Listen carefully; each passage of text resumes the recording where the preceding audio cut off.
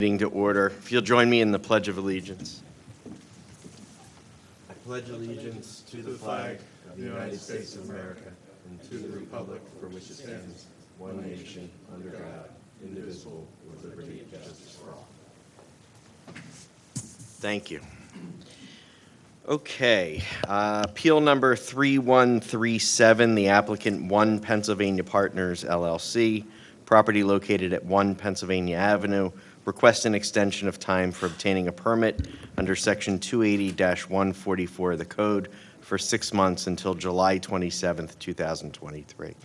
So, I'm sorry, just one real quick, just something for the record. So I had originally recused myself when the application came through on the merits. I'm not going to do so tonight unless there's any objection from anybody. So, anyway, Counselor. Nick Keneally, representing the applicant. This was before the board, I believe, in July or June of 2022. It's the old the John's Market location on the corner of Pennsylvania Avenue and North Wayne. The request at that time was to construct an additional apartment, and pretty much everything else was remaining the same, including the retail on the ground floor. We did have some complications with contractors and building. Therefore, we are requesting a 6-month extension. This is the first request for extension.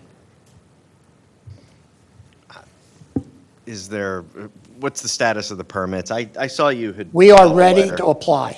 Okay. We were going to, Corey said, should we send them in? And I said, well, why don't we wait till we get the extension, because I don't think they're even going to look at them until we get the extension. Okay, fair enough. I'll make a motion to approve it. We could just do it by aye. All in favor? Aye. Aye. Opposed? Hearing none, it's passed. Thank you. Good luck with the project. Thank you very much. Appeal number 3152, the applicant Lot Builds, property located at 555 East Lancaster Avenue, Suite L100, and zoned PB planned business. The applicant seeks relief from Section 280-123B of the Code to install a wall sign higher than 15 feet above existing grade or project above any cornice, roof line, parapet wall, or building facade. Counsel? Good evening, everyone. Nice to see everyone. Do we have a second microphone for my witness?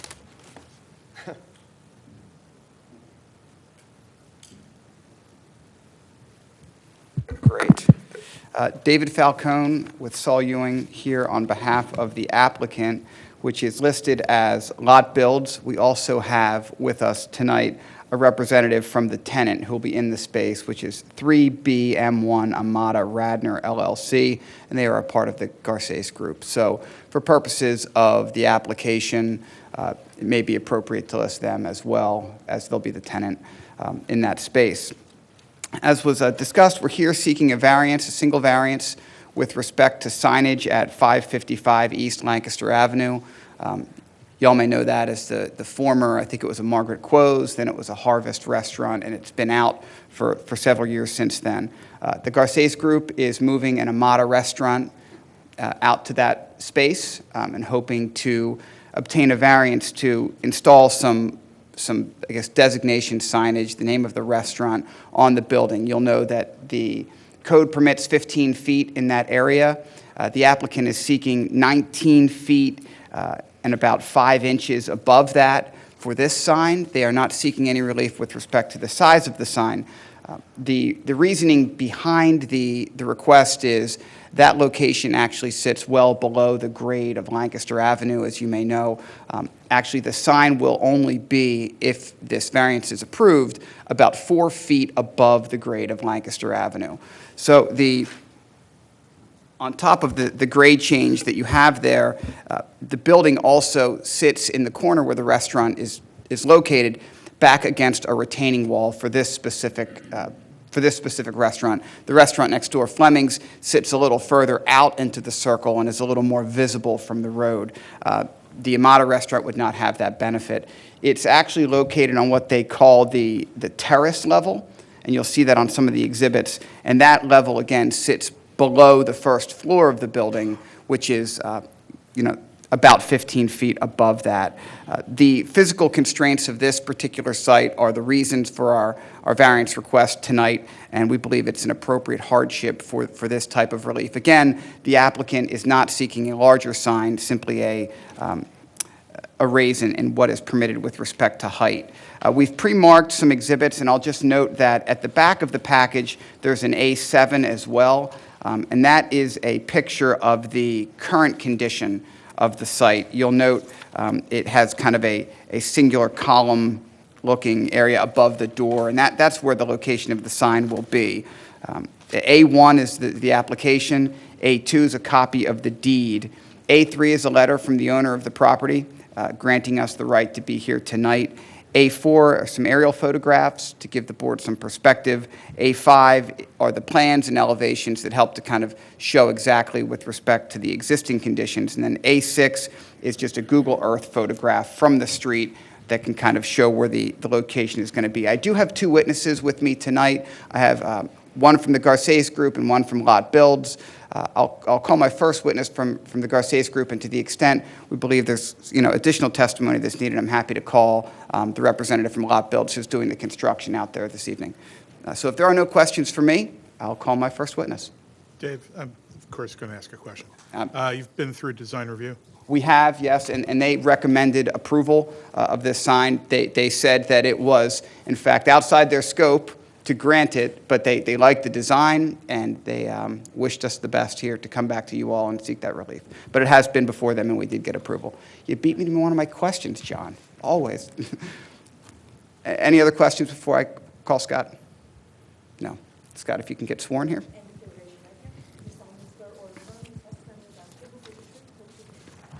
I do. Scott Campanella, C-A-M-P-A-N-E-L-L-A. You're welcome. Great. Absolutely. Scott, by whom are you employed? The company I'm employed by is called 3BM1. It does its business as the Garces Group. And what is your role with the Garces Group, and what exactly is the Garces Group? So the Garces Group is a collection of restaurants. We have about 15 restaurants in the Northeast area, mostly in Center City, Philadelphia. Recently, we moved out into the suburbs, into Radnor. In fact, we opened up a location right on Radnor Chester Pike, right in the same complex. We have a long-standing relationship with the landlord, Brandywine, where we've been the food service provider at the Sirius Center for, say, 15 or so years in the city. I'm the COO of the company. And as the COO, do you have a particular current role that suits you in this kind of new opening position where the restaurant is? Sure. I grew up in the Philadelphia area. I'm a Temple grad. I lived in Hollywood, California for 15 years. I worked for Wolfgang Puck. I've worked for the larger food and beverage companies around the United States. Surely. I worked for Wolfgang Puck out in Los Angeles. I've been working nationally. Although I lived here, I never really worked in the Philadelphia area. So I run restaurants and food and beverage operations. That doesn't make me particularly special. What does make me somewhat special in the industry is that I'm basically a turnaround specialist. I'm known in the industry for activating space. So cultural destinations like the Kimmel Center where we operate, or when I was with the Star Group, we ran the Art Museum, the food services there, but I've done this all across the country, from the Ryder Cup to U.S. Open tennis, U.S. Open golf. My job is to take space and put people into that space and feed them. And so when I joined Garces, I basically wanted to, I have kids and I want to stay in the Philadelphia area and work here. The Garces opportunity came up, and so my job 3 weeks before COVID started was to guide Garces through their growth plan. Part of that was these kind of relationships where we take space and we have the secret sauce. We use Jose's brand to put people in that space. Brandywine asked us to do that for the Sirius Center. We just reinvented that space in Philadelphia at the Sierra Center. It's called Garces Trading Company. So I created that concept. We activated that space. They asked if we would come out here to activate this twice failed space, which is very risky for restaurant companies to go into a space like this. And so we came out. The space was beautiful. There's no reason why it shouldn't succeed. And so we bit, and we decided to go ahead and take our flagship concept, Amada, that exists down on Chestnut Street and at Ocean Casino, and put it here in Radnor. When you came out to the site as kind of an activation specialist, which is what I think you had described to me, some of what you are, and you said that you thought the space was great, perfect. Did you recognize any concerns with respect to the very reason we're here tonight, which is signage and visibility? And to that end, how important is visibility in what you are trying to do to reactivate a space? Sure. So we're basically using the power of our brand to overcome Susanna Fu's closure and the closure of Harvest. So when we open the restaurant, there'll be a lot of public relations activity. It'll be very exciting. There'll be a lot of folks coming in for the grand opening, and we put a tremendous amount of time, energy, money into the advanced launch of a location. What makes this location particularly valuable is that its proximity to not only Lancaster Avenue, but 476. Many of our customers live in the Tri-County area, the collar counties around Philadelphia, and we've never been in the suburbs before. So it's going to be a very exciting opportunity. However, people tend to link a physical location with that PR activity. The thousands of cars that drive past that location will never know that that location's there to associate that PR activity. So the intellectual capital associated with all that energy will evaporate the minute it stops and they don't know where that location is while that energy is happening. So you want to try and get those two things linked together. And for one of the things that I live west of here, coming west, you can't even see these restaurants at all on Lancaster Avenue. You drive by, there's no signs. Coming east, as you cross Radnor Chester Pike and the Radnor Hotel, you have a 3-4 second moment where you can look up the driveway and you can kind of see Fleming's. You see the tower, but you can't see what Harvest sign would have been. And it's a liability to the location, there's no doubt. I'll be honest, I wasn't aware of the 15-foot rule. The folks that we met here were kind enough to point it out to us, which led to us coming here tonight. But it is a significant liability to the success of the restaurant. And so when you were brought on, and we'll look at Exhibit A4, this is an aerial of the site. And as you were just describing, traveling east on Lancaster Avenue, you're moving towards the driveway, and the opening is our site located, put it down here on the screen, but yes, our site is located in this area. Is that correct? That's correct. This is actually west. My hand is moving east. Right. This is the Radnor Hotel. This is the building.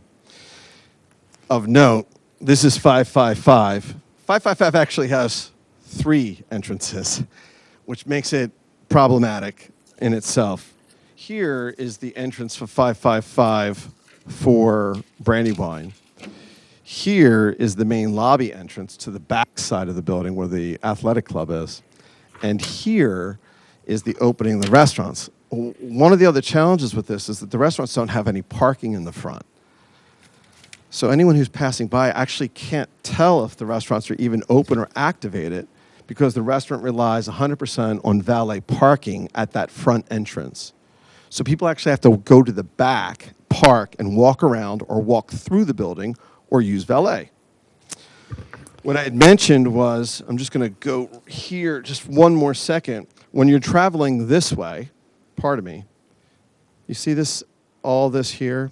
You actually can't even see the restaurants coming to the west. So that negates half the traffic. Coming this way, this is that moment. You get about to this spot here, and you could see through the drive here, and you catch a glimpse of Fleming's, but our location there is blocked. And you'll see that in the So images. if we turn next to Exhibit A5, and there are two sheets there, on that first sheet, we talk and we show a little bit about, again, location. I'm identifying here with the red arrow on Exhibit A5, the location of the Amada proposed restaurant. And then above that, you see what's identified here as the first floor level. And we are located on the terrace level. And I'm showing you this sign, or this plan for really one reason, and that is, can you identify here the elevation of the terrace level and then the elevation of the first floor? Is it correct to say that the elevation of the terrace level is 369 feet? That is correct. And then the elevation of the first floor level is 384 feet. That is also correct. And our proposed sign will be based and measured from the terrace level, which is 369 feet, which sits below the elevation of Lancaster Avenue and the first floor, which is 384. Is that correct? That is correct. And if I may, if you look at this image here, this is a photograph of the elevation of the same conversation. This, where my pen is the terrace level. This is the level of the first floor. So the restaurants are actually about 15 feet below grade. This is the tower that Harvest built. This tower is relatively unchanged. We've put stucco on it and removed the stone. And that stucco that Scott is referring to, I had marked as Exhibit 7 in your package. That's just a picture of the current stucco as it would look today. If you look at this square right here on this image, And that's at the bottom of the first page of Exhibit A5, bottom right. this is where the Harvest sign was. We're looking at taking that sign and moving it 3 feet at the bottom to a spot right above this arched trellis here. And if we turn to the next page of Exhibit A5, this is a depiction, Scott, of the proposed Amada signage. Is that correct? It is, however, the font, this is a hand-painted artisan, just a very gently painted sign. It's not quite as bold as this. And just for the record, the sizing of the sign is conforming. It is correct. That is correct, yes. And the location that we're showing here above the front door is the approximate location with respect to the relief we're seeking, which is 19 feet and about 5 inches above the terrace grade. Is that correct? That is also correct, yes. And is it your testimony that signage located at a lower level, at a conforming 15-foot level, would be detrimental to the potential success for this restaurant? Yes, there's no doubt. And is it your testimony that that is primarily driven by the natural condition in the change in grade from Lancaster Avenue to this property? Completely. And I should say that it's exacerbated. This time of the year, you have the most advantage because it's defoliated on Lancaster Avenue, but once spring comes, you lose this entire area of the building entirely. And you visited the site, is that correct? I have many times. Is there any reason you believe that signage located at this height would be detrimental to the character of this business park? No, not at all. I think the folks that we met with and the designs we have, it's very lovely. And how about with respect to public health, safety, and welfare? You've worked in restaurants and in bringing restaurants online. Is anything that we're proposing here inconsistent with your experience? Not at all, no. So I have no additional questions for my witness. Any board questions? I have a question. Okay. Is there a depiction in our packet of what the sign is proposed to look like? I don't believe we have an actual sketch of the proposed plan. Do we have? No. We have, for the So you can't. For the other board, we have a very lovely drawn rendering that we have available. That was submitted to DRB. It was, yes. We don't have that with us tonight. Sorry, Rich. Fair. And then my other question is, so If we go back to A5, the first page of it, and it's that lower right-hand photograph. Yes, sir. The brown, I'm going to call it a brown awning, but was that Harvest sign? Is that what that's showing? It's hard to tell on mine. If I point, will you let me know what area you're referring to? Is it?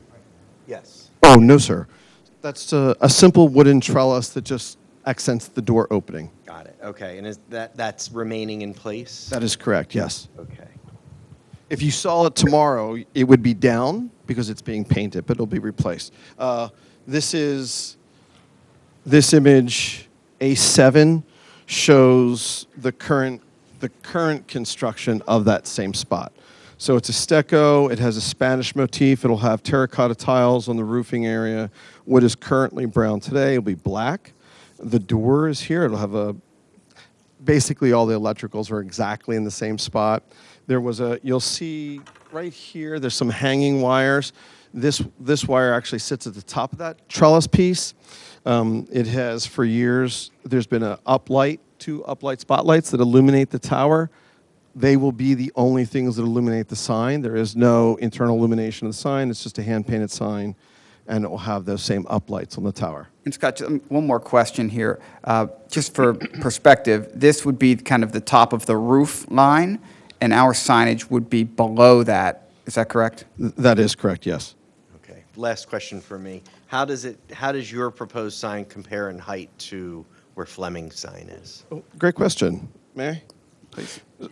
So here is the Fleming sign, We're going back to Exhibit A5. and I'll put these next to each other. There is a common facade that runs across the building here. This is the Fleming sign. Susanna Fu's sign actually was right in this area, right above the door. Harvest sign was right here next to the Fleming sign. And I should say that the Fleming's folks are great. They don't want to be next to a dark restaurant space. It's terrible for them. But they also are looking forward to the benefit of not only our activity, but our sign being seen from Lancaster Avenue. So it's kind of a very friendly relationship, but everybody, it's kind of like, all boats rise with high tide. So they're very comfortable with it, as is Brandywine. So. But I guess then the answer to the question is that the sign is actually going to be higher than It Fleming's will. sign? Yeah, having the two signs next to each other, like literally squished together, is, I would say, a little unsightly. It looks kind of squished together. So yes, it would be moved to directly above the trellis, and it would sit here, and that creates a little gap between the two signs. Okay. One more question. Do we know the height of the trellis? If I can give you the estimate of what that is, this line right here sits at approximately 13 feet. So the trellis is right about the top of that 13-foot mark. And then I keep saying last question. This one's for sure. What consideration was given in terms of why you chose to start it at 16 feet 4 inches to the height of 19 feet 4 inches? So you may have heard David say that from Lancaster Avenue, the top of the sign would read 4 feet above grade. So the sign itself, at 4 feet, it allows you to see the entirety of the sign plus about 6 inches to a foot. That's the only reason. Thank you. You're welcome.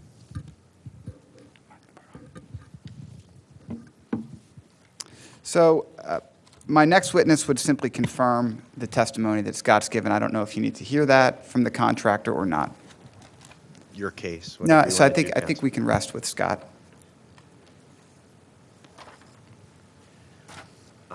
Just your exhibits. No other questions from the board? No. If the board would so please, would move A1 through A7 into the record. Without objection. Okay. Any public comment? That's tough. Seeing none. Is there a motion? Yeah, I'll make a motion to approve the variance from section 280-123B to install wall sign greater than 15 feet above existing grade as in accordance with the plans and exhibits. Discussion? No? Okay. Let's take a vote then. Brad? Aye. John? Aye. John? Aye. I'm also in favor. Vote passes. Thank you all very much. Great, good luck with the project, good luck with the restaurant. Thanks so much for your time. You're welcome.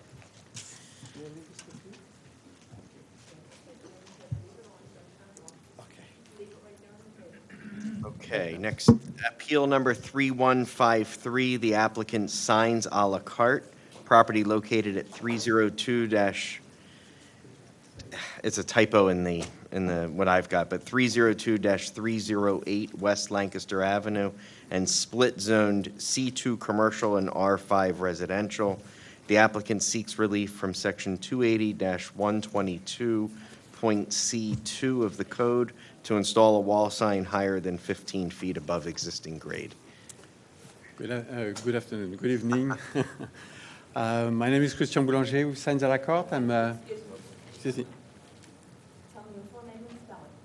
Christian Boulanger, Boulangé, and from Signs à la Carte. Signs à la Carte in the Westchester, representing Fernando Guerra with kitchen, Spokes Kitchens and Bath, who is a tenant of the location and the requester for the sign today. I also was requested to give you some additional document yesterday, and I brought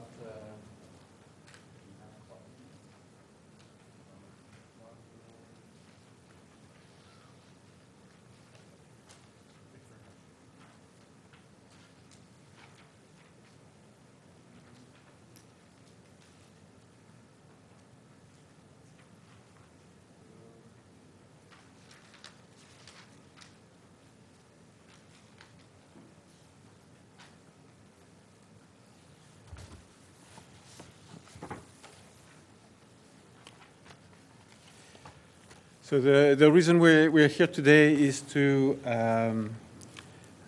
work on a signage that we would like to install on a location that you can see on these documents. And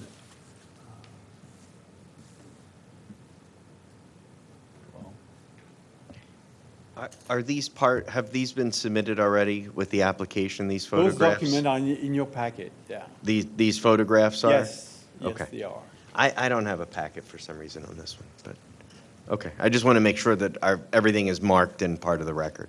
Okay. Yeah. Yeah.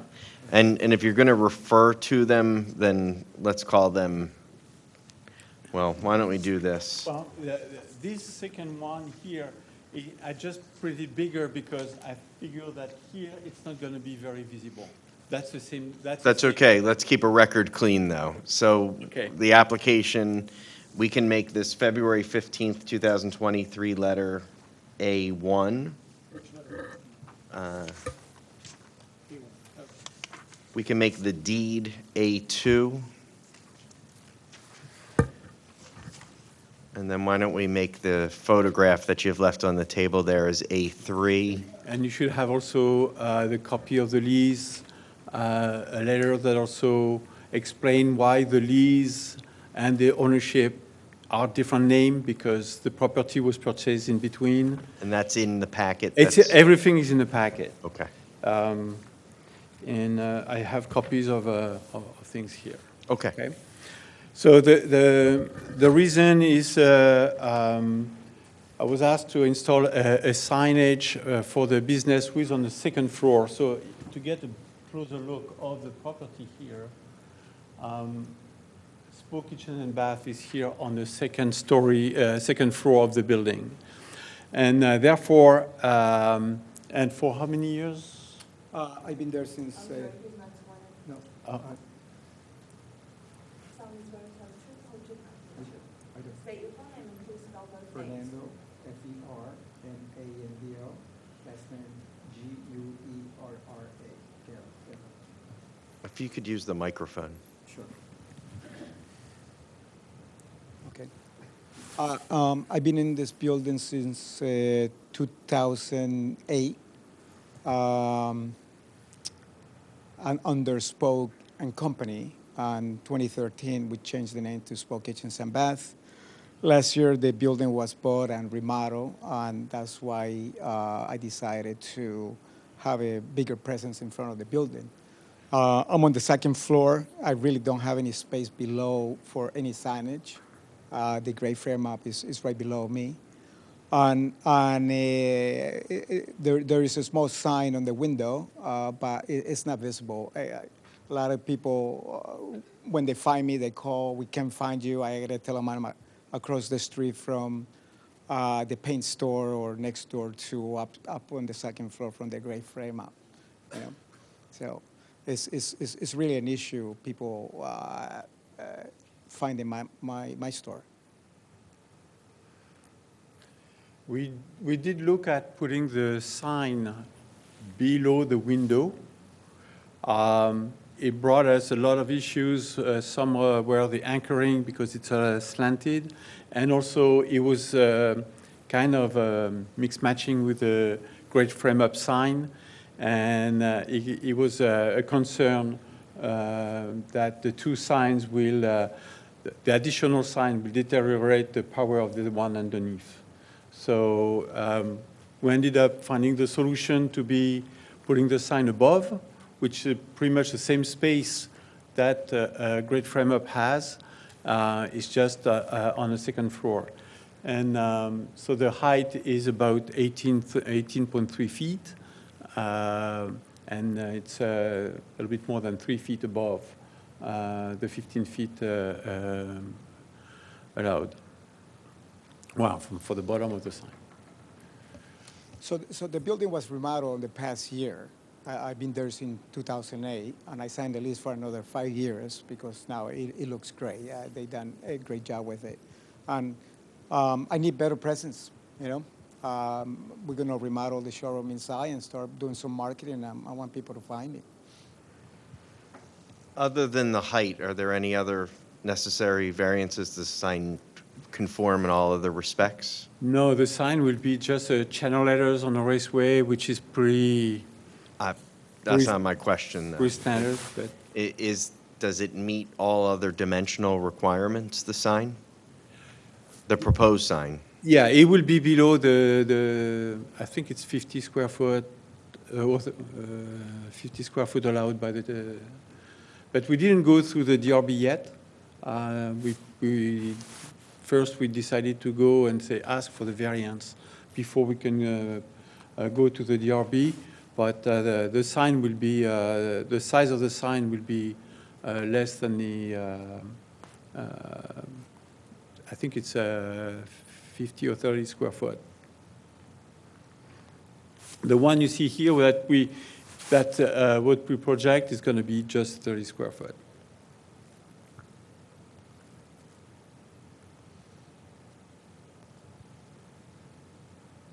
Okay.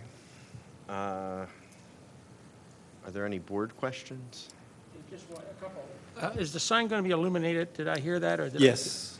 And how's the illumination done? The sign is illuminated by it's a channel letters, so it's a front lit channel letters. Every letters will be lighted from inside, and will turn white at night and black during the day. And that's pretty much the same principle that the great frame up right below here.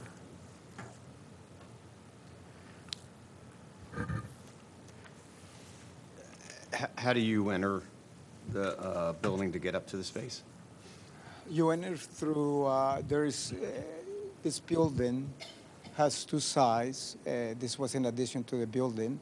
There's a center foyer, and there's two more businesses on the right side. So through these front doors is upstairs, and we enter from the inside here to the building. And I'm actually looking on Google Maps right now that there is a street sign. There is a street sign that's shared by the 4 business. It's just one line that is, I think if I recall, it's 8 inches tall, right on the face of the sign. Have you talked to the landlord about putting a sign in that middle entryway that was in compliance with the code? In the center of the building? Where you actually entered the Yeah, building to get to he you? rejected that. He rejected also putting a sign in the windows because he wants to keep a uniform left and right.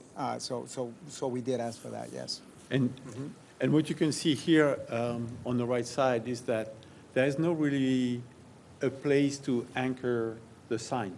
The entrance is a little bit in recess like this, and it's all windows and frame.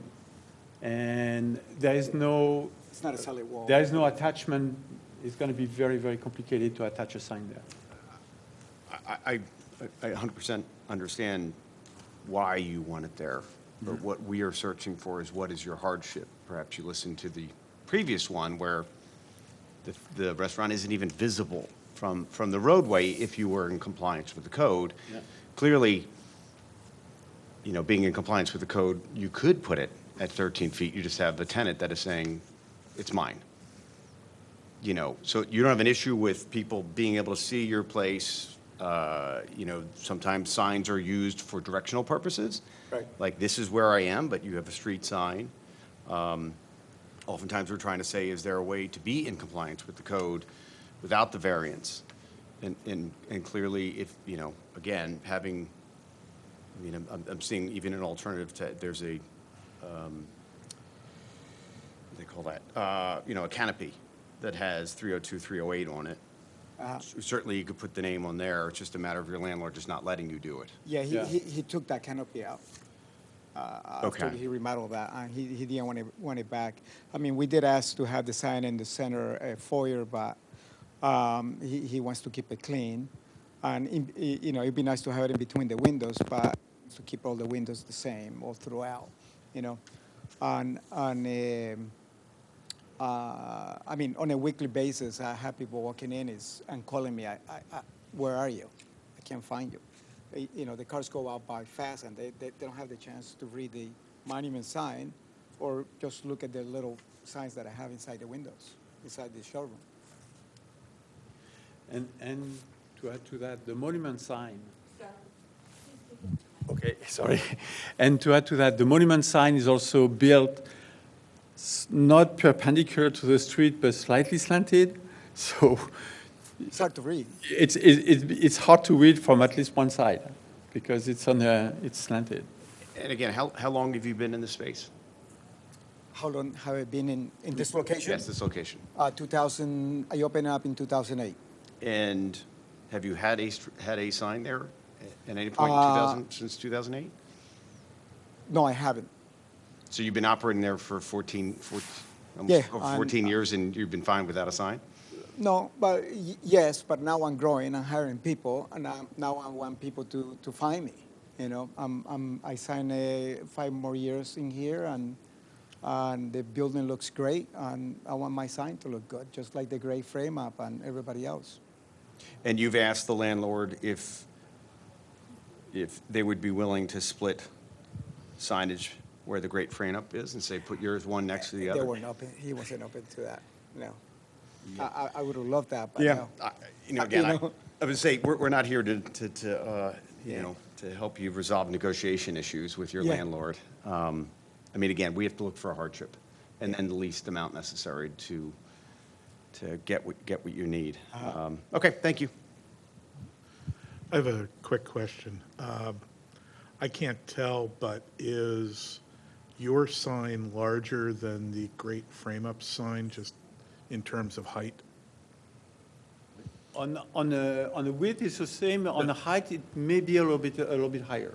Yeah, what I'm suggesting is one way of lessening the variance requested is to decrease the height of the sign, which, I get is not ideal if you want people to see it, but by the same token, I think given its prominent location on the facade of this building, Yeah. people people's eyes are going to be drawn to the fact that there's something up top. I agree with you. So the question then becomes, if you can shrink the overall 36-inch height of the sign a little bit, and obviously it shrinks the sign a bit, I acknowledge that, but it also lessens the variance that you're looking for. Is that something that the applicant would consider? Oh, yeah, I have no issue with that, yes. Yeah. That would be, yeah, reduce it maybe by 25%, you know, so it's not larger than the one below. I mean, So if the- you reduce that by 25%, the height would then be, and I'm not a math wizard, 27 inches, which then brings you down to 17, oh, here we go, 12, 15, 17.8, something like that.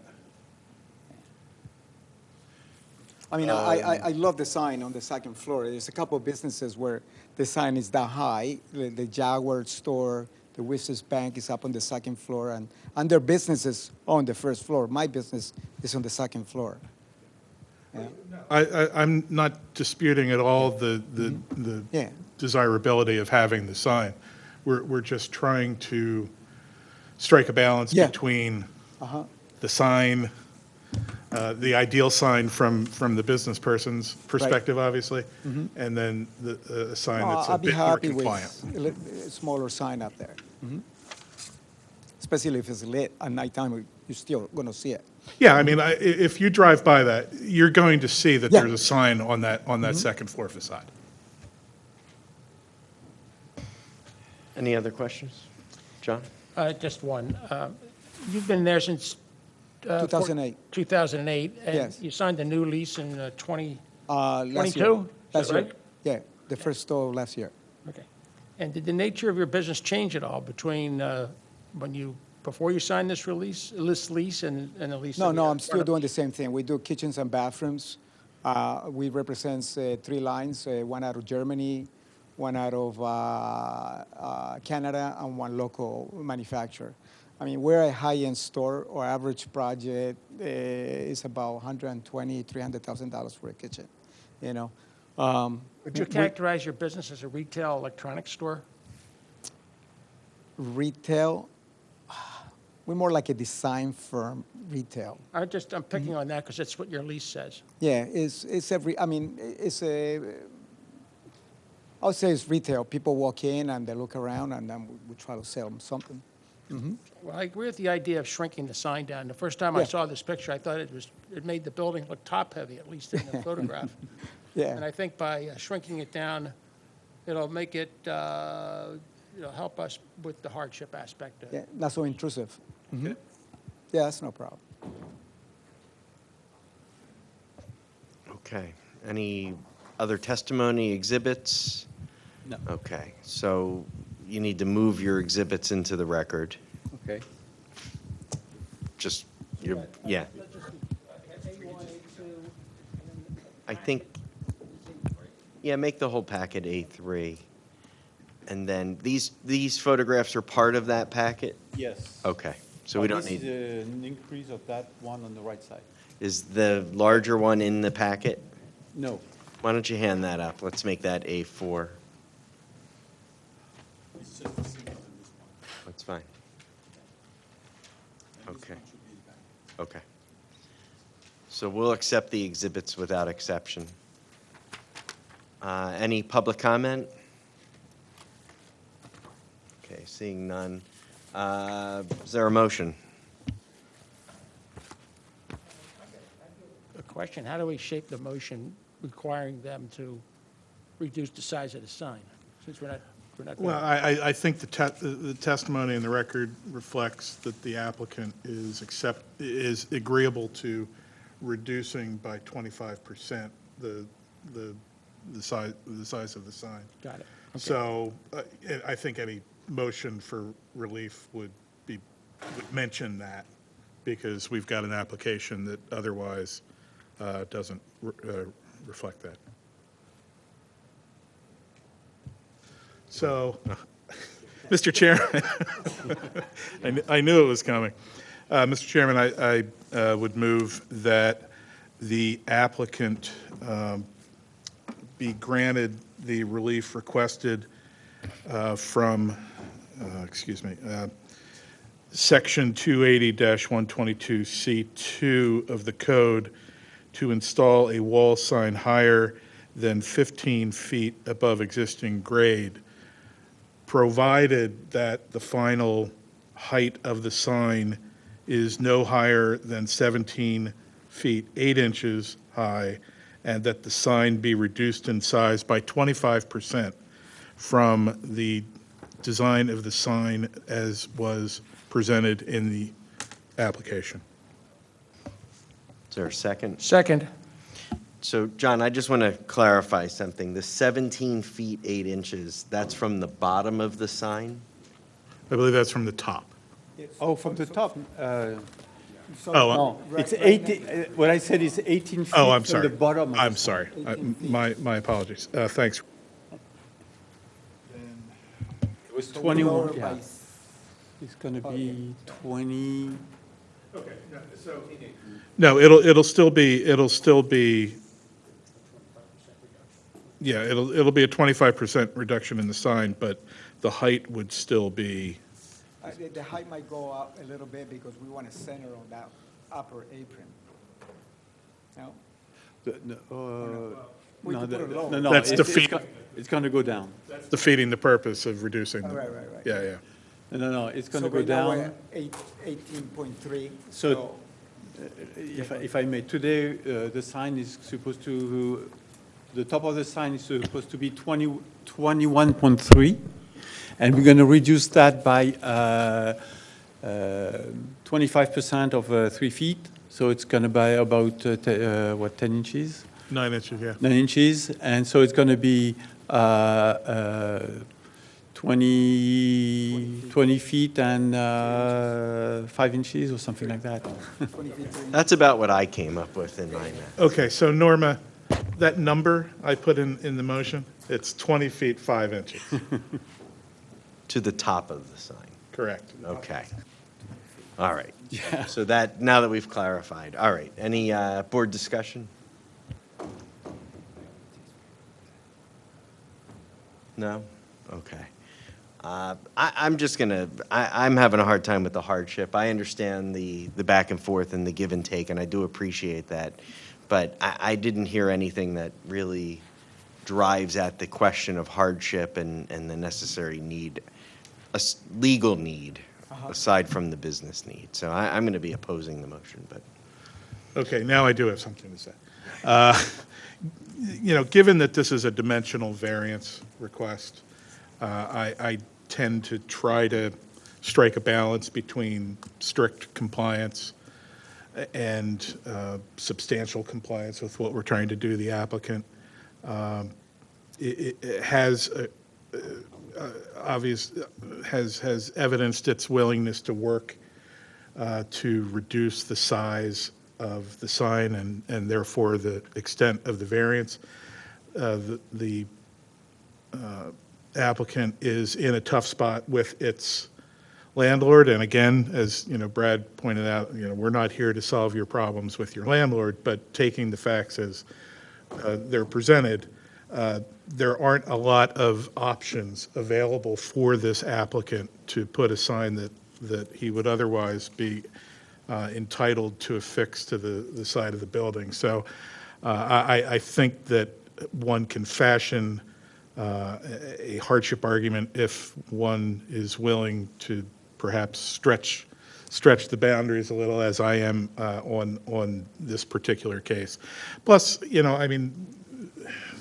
the other practical reality, which again is not necessarily a legal basis, but another practical reality is, you drive along Lancaster Avenue in Wayne, and there are a lot of empty retail locations. And, not that we're here as a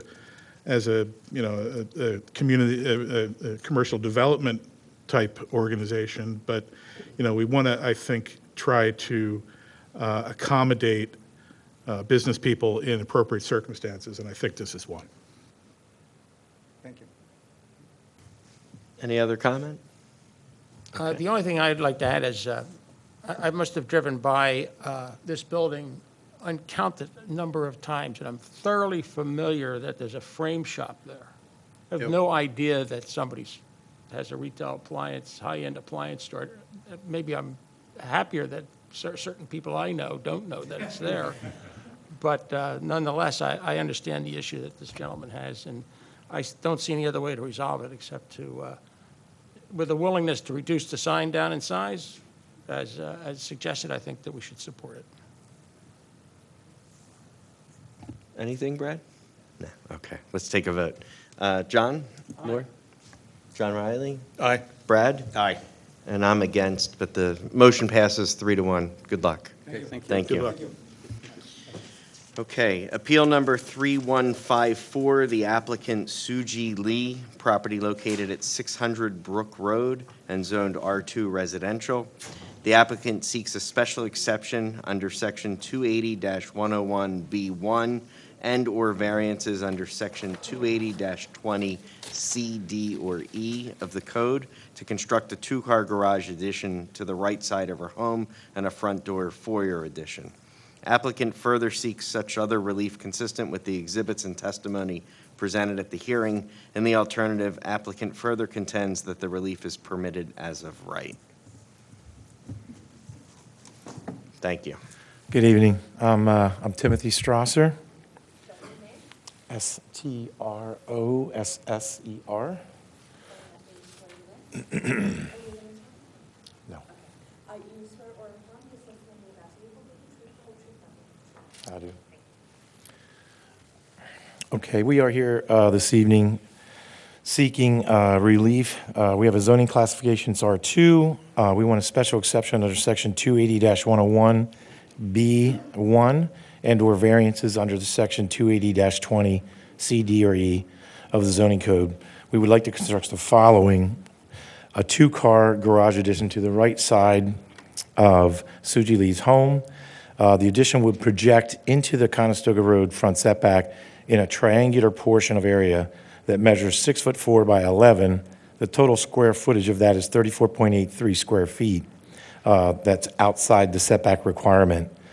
The total distance from the outer rear corner of the addition to Conestoga Road right away is about 33 feet 8 inches. The second part of this is a front door foyer addition, which measures 7'10" wide, that would project 24 inches into the front yard setback because we have two front yards. The total area that is outside the setback requirements is 15.66 square feet. That small bump out is situated under an existing pent roof addition that sticks out 24 inches already, so we feel that it is not any further than what's already there. We need that little bump out so that the door can open properly so that her elderly mother can get up the staircase properly. It pulls the door away from the staircase. I'd like to show you this exhibit here, Exhibit A, which you guys should have. And if you take a look at the right side, you see the two-car garage. The orange area is the triangle that is actually projecting past the setback. The setback line is a diagonal line which mimics Conestoga Road, which makes it almost impossible to get a two-car garage. If we offset the garage and leave the legal part that's legal and offset the back section, we can't get a real car in there, just like a motorcycle. What we're trying to do is remove all the driveway area. If you look to the left of the house, we've taken out a giant portion of driveway area to reduce the impervious area of the house so that they can have a side yard that's not noisy. All the road traffic on Conestoga is really noisy, so putting the garage on that side reduces the impervious area, reduces all the noise. It gives them a more of a private side yard.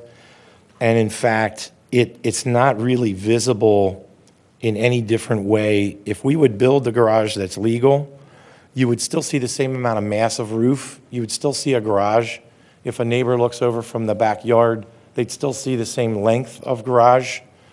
You can barely see it from the road. I have pictures in this exhibit which is Exhibit C.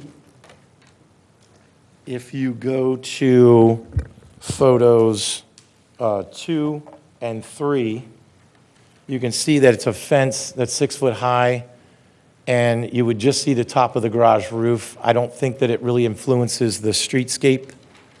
The entire streetscape, if you drive down Conestoga Road, most of the houses are fairly tight to the road, and I don't believe this can be discerned as mathematically, it's mathematically outside the setback, but I don't think it's discerned as anything more than a straight line, that aligns with the building. We are doing a full facelift of the total house, so the property is going to be improved.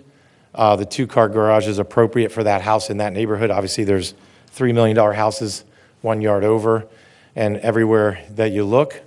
And so we'll be increasing the value of the property. It will look better. The entire front is being facelifted as well, and we'll be reducing impervious area as well.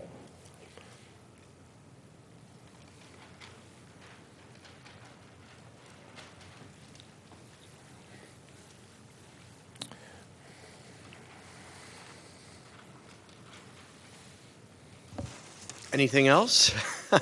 No, is there any questions? I also have an elevation of it as well. Yeah, I was just going to say, I see an Exhibit B. I'll Do you want bring to that address up. Exhibit B for Yeah, us? I'll bring that up. So Exhibit B, sorry about that. Exhibit B shows the garage addition, how it's going to look. The foyer bump out is just a small bump out in the front, and that adds to the architectural charm of the house because we get that nice little gable roof there above the front door. And again, that's to let the door open so it doesn't open right into the staircase inside. The garage addition, as I said, from the front of the house would look exactly the same if we did not get the variance, because it would travel about the width of one car, 12 feet, before it would have to miss the line, and we'd have to offset it. So again, the roof height, the gable height, and everything else would be the same if we didn't get the variance, but we wouldn't be able to park 2 cars in there. And we felt for that small amount that that was a hardship, that we wouldn't be able to get 2 full-size cars in a garage when the mass of the structure would pretty much look the same from the street and from the neighbor's property.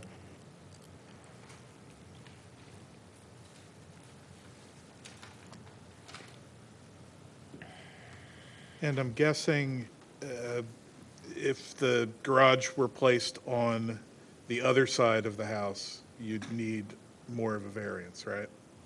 That's correct. It looks like that side yard setback It's, cuts away. yeah, that is getting skinny, so it's a wedge. So it immediately makes it impossible because it's wedging, it's reducing its width immediately. It's a tough lot because it's skinny and it's got 2 front yards. If we'd have a side yard, normal side yard, we'd be in okay shape.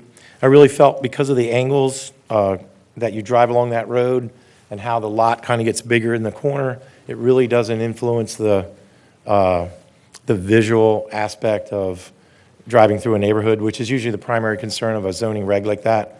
It's to preserve the character of a neighborhood. So I really didn't feel that it destroyed that in any way. Have you talked to any of your neighbors, near neighbors about the project? My front neighbor and my side neighbor. Okay. You want to swear her? Sorry, yeah. Swear or affirm the testimony about to give is the truth, the truth, and state your name and spell. Soojili, Soojile. Okay. So now that you're sworn, you've spoken to your neighbors. Yes, Have you- and Okay. she's here, and my front neighbor I've also spoken to as well. Okay. Any objections to the proposal? I think should I- Well, we'll get to you in a minute. Yeah, I'm just asking you, has anybody objected to the proposal? Not to the specific variance, no. Okay. Any other questions? Yeah. A question, it might be here on the drawings, and I'm just not seeing it. but Sure. I see that in the bottom of Exhibit A, it has the existing impervious data, has everything there, Yes. existing driveway, 3,137 square feet. Now, you're going to, This- remove some portion of the existing driveway. Is that correct? That's correct. The tallies there do not reflect the new plan because it's not approved. So these tallies are what was existing. So we had a plot plan done, so we knew what was existing. Okay. What I'm removing, I'll submit when I go for a building permit. But in the drawing, you can see right here is the driveway area. It's kind of outlined and noted as remove asphalt driveway note right here.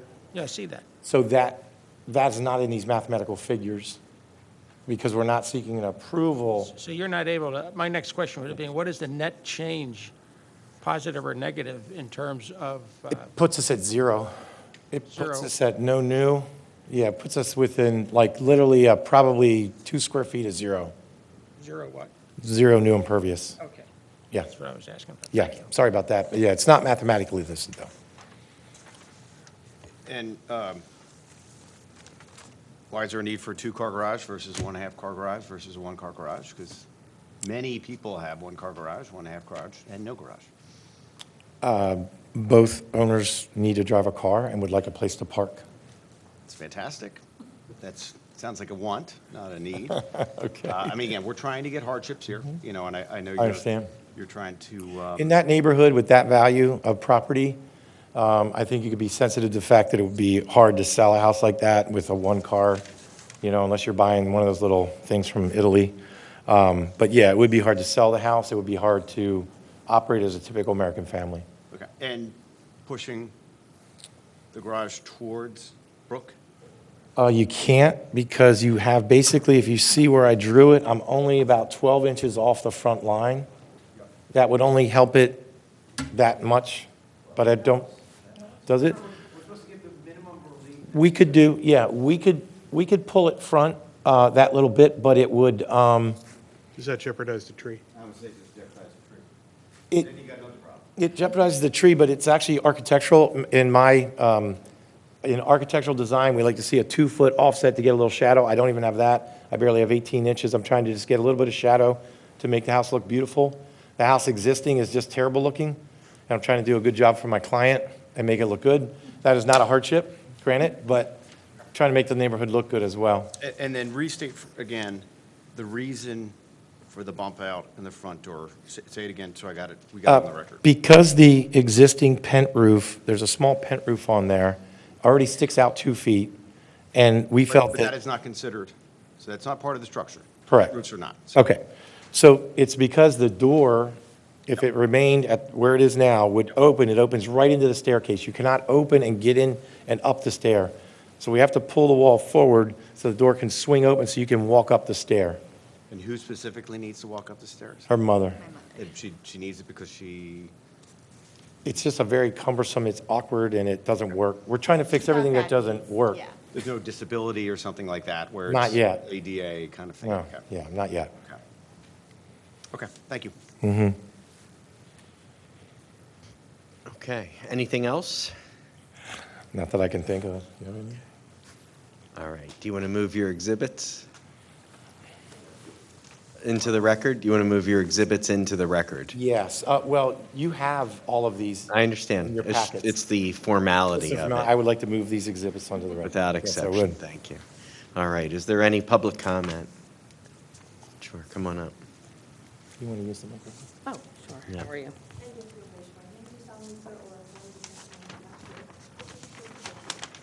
I do. Heidi, H-E-I-D-I, Mertz, M-E-E-R-T-Z. Hello, good evening. How are you? I am the neighbor on, I believe it's the western border, so on Conestoga Road, 342 Conestoga Road.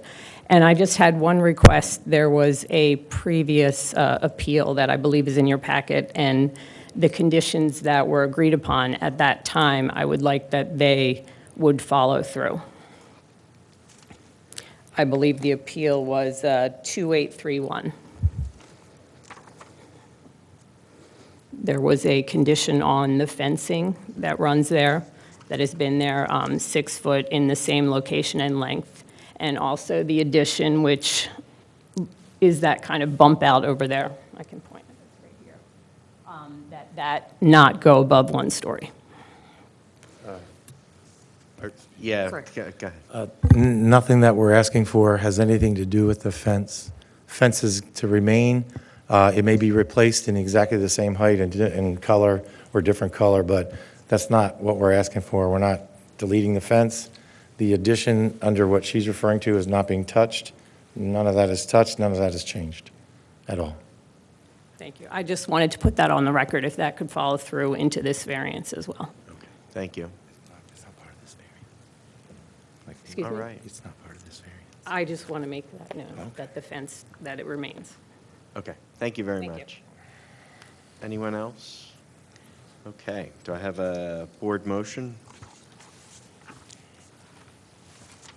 Yeah, I'll do it. I seek, I make a motion to approve, oh, wait a minute. That's a variance, okay. What was the special exception for? Argue, Non-conforming use, I believe. well, we can talk about, turning the pent roof space into enclosed space really isn't, I mean, the pent roof is not a non-conforming use. So, special exception, I don't think is applicable here. Well, that section doesn't even allow for special exceptions. So if you're going to do anything, it's a variance for that section. But it's not, they don't need a variance under 101. They just need a variance under 28020 CD and. Yeah, I'm troubled by or, but we can talk. Yeah. All right.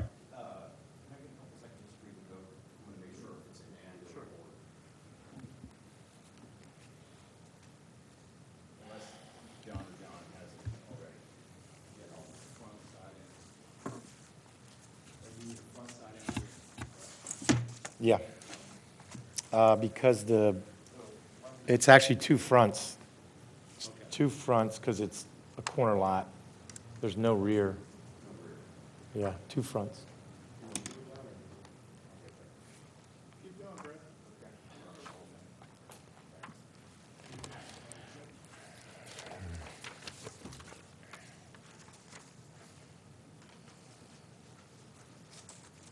So to me, again, board members' view is that you are looking for a variance really under 28020C, and that's it. Because D is side yard and E is rear yard, which again, you're not hitting either one of those. So you only need, as far as we can tell, one variance. Okay. Okay. So I would be saying that I would make a motion to grant a variance under section 28020C as depicted in the exhibits. And,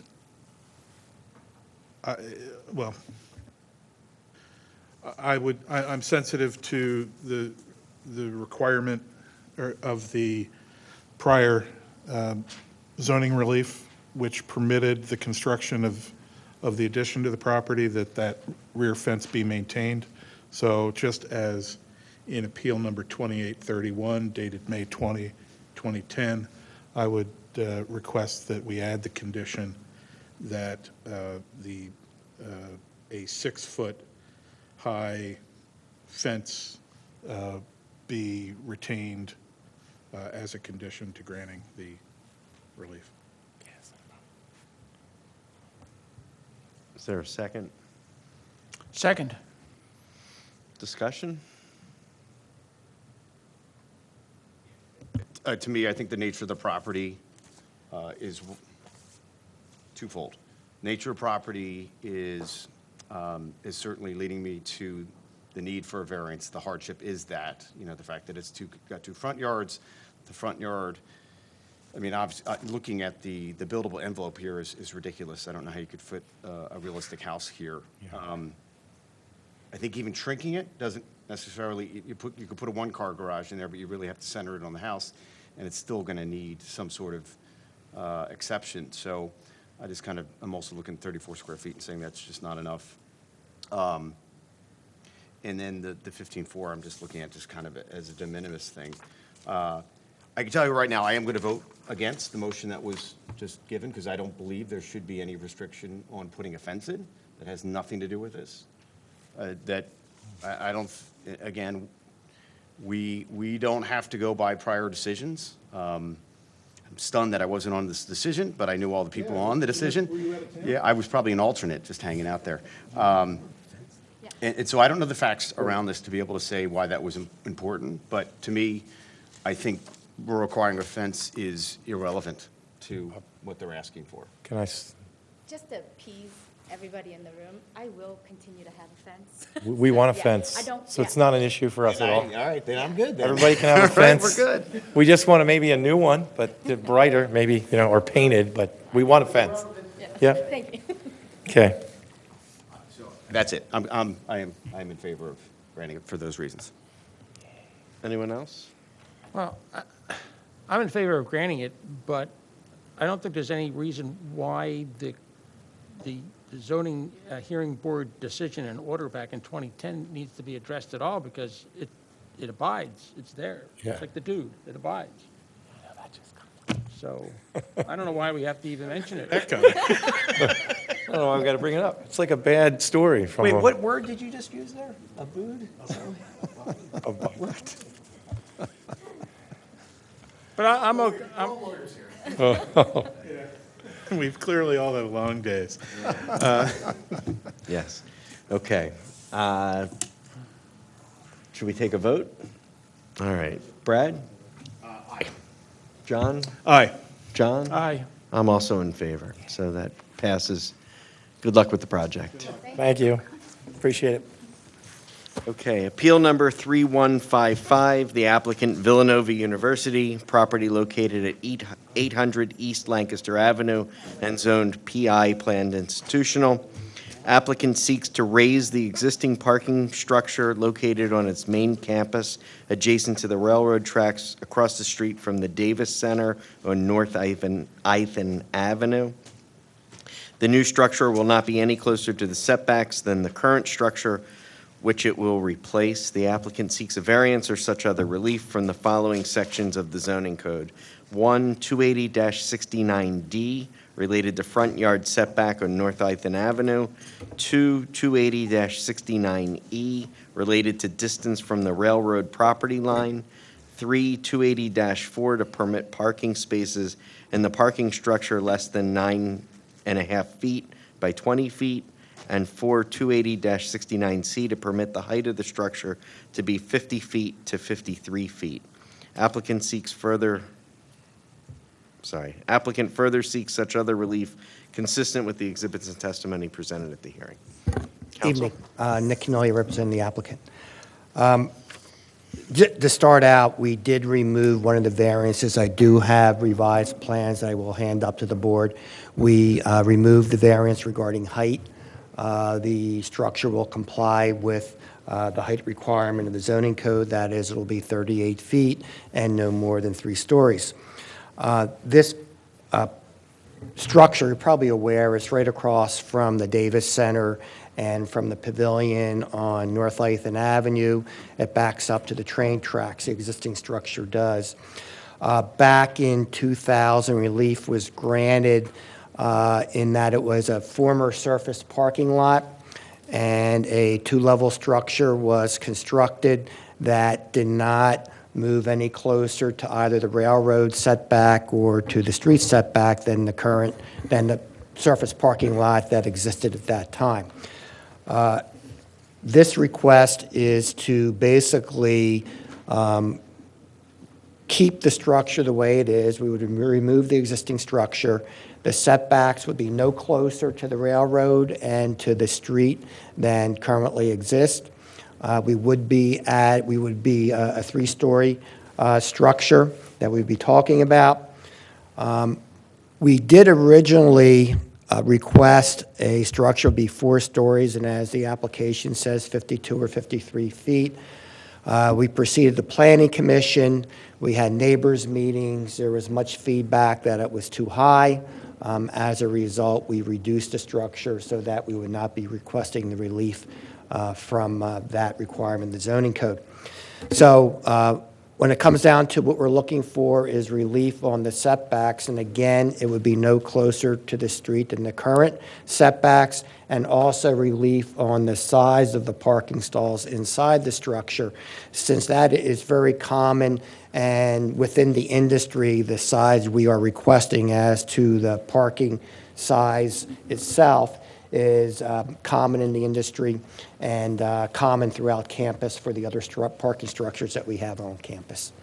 We'll have 3 witnesses, Chris Kowalski, Mary Lou Smith, and Frank Tavani will opine on the traffic because, again, that was an issue. And even though we did reduce the height of the structure, we felt that it was important for the board to hear from Frank as to the traffic situation.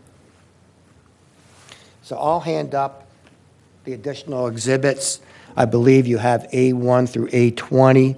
I'm handing up A21 through A35. And actually, you'll see by the exhibit list attached, this does replace some of those other exhibits that were previously introduced.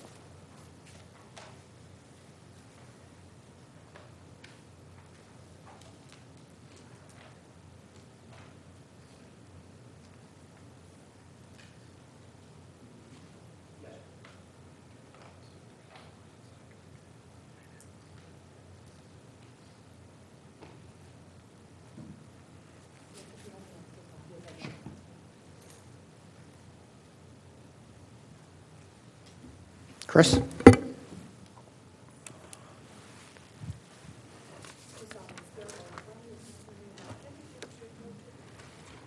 I do. Christopher Kowalski, CHRISTOPHER, KOVOLSKI.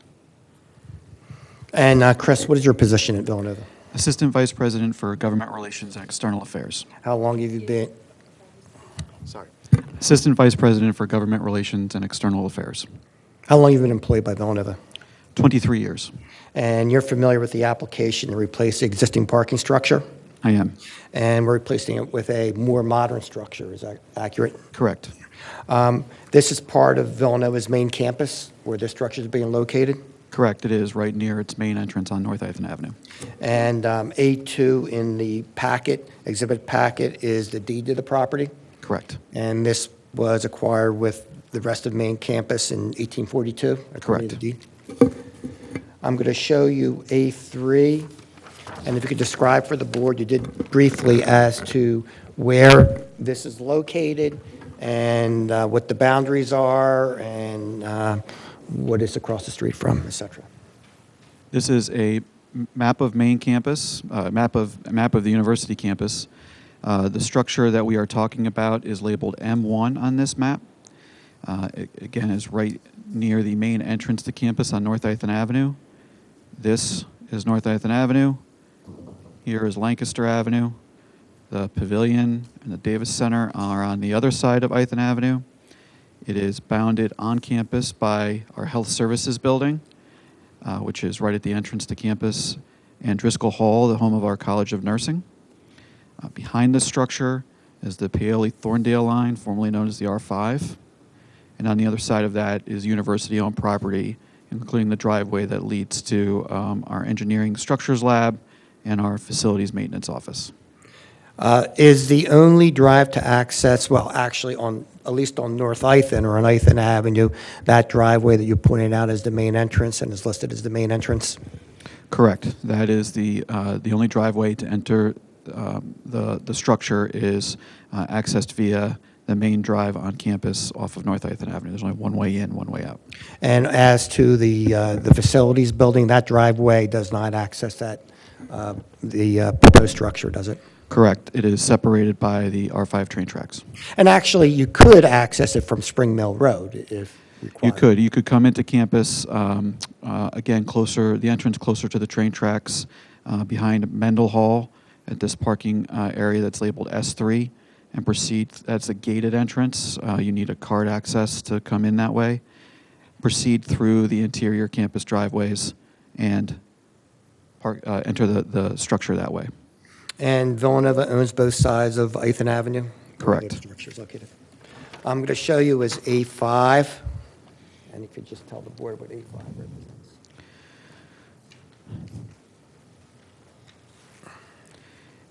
A5 is an aerial photo that shows the location of the M1 parking structure.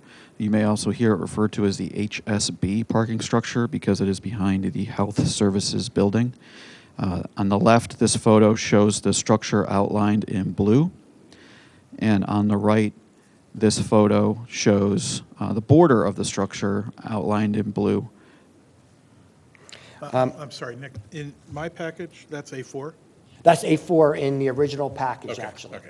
I'm sorry, I'm jumping back and forth, but it's A4 in the original package, and I'm going to jump to the new package in a minute, too.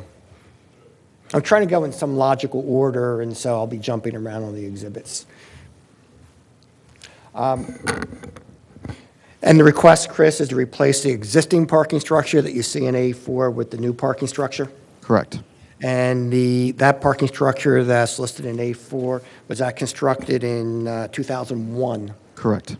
And I'm showing you it's been marked as A21, and is that the zoning opinion from that zoning hearing? Correct, yes. And the only relief requested and granted at that time was regarding the non-conforming status of the setbacks. Correct. And actually, the zoning relief doesn't, the request calls for a special exception. The zoning order just grants the relief. Doesn't say variance, special exception, permitted by right, it just grants the relief. Is that right? Correct. Okay.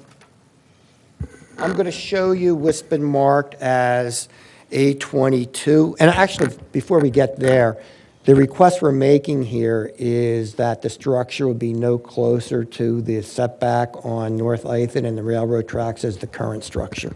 Correct. I'm going to show you as A22. And does this show what we used to call the old Bartley parking lot? It does. If So you can- for reference, this is a photo from Google Earth via the U.S. Geological Survey. This shows Lancaster Avenue and Ithan Avenue. Right here is the main entrance to campus.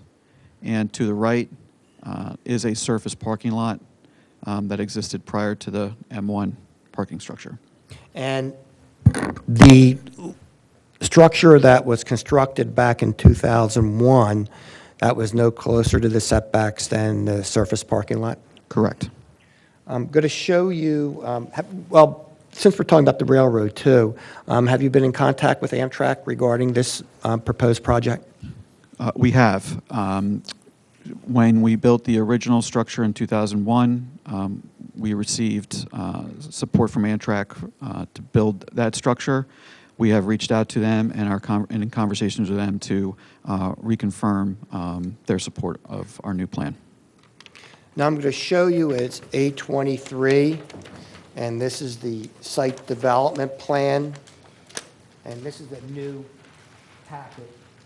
And Mary Lou's could discuss this in more detail, but the point that we're trying to show here is that the existing structure is 33.3 feet from the right-of-way on North Ithan, and the proposed is 33.6 feet. Correct. And actually, it's pretty much the same, but a little bit different. Correct. And also, the old structure was very close to the property line, looks like a couple feet from the railroad property line, and we would be, looks like 6 feet, 6.8 feet, or 6 feet 8 inches from that railroad property line. Is that accurate? It is. Okay. Now, what we're proposing is 3 stories, which would be 4 levels. Is that right? It is. And again, we have exhibits, and Mary Lou can go through those Yes. for the board. We are proposing, we removed our variance regarding height, and we will comply with the height requirement of the Township Code. That is correct. Currently, do you know how many parking spaces are on the existing number of parking spaces in the existing structure? 175 parking spaces in the existing structure. And we are proposing an increase of how many with this structure? We will get to 307 for an increase of 132 spots. Do you recall how much that reduction is from what we had previously presented, or were going to present? Approximately 100 spots less than our original proposal. Now, In addition to replacing the current structure, is there another reason why Villanova needs parking spaces on campus?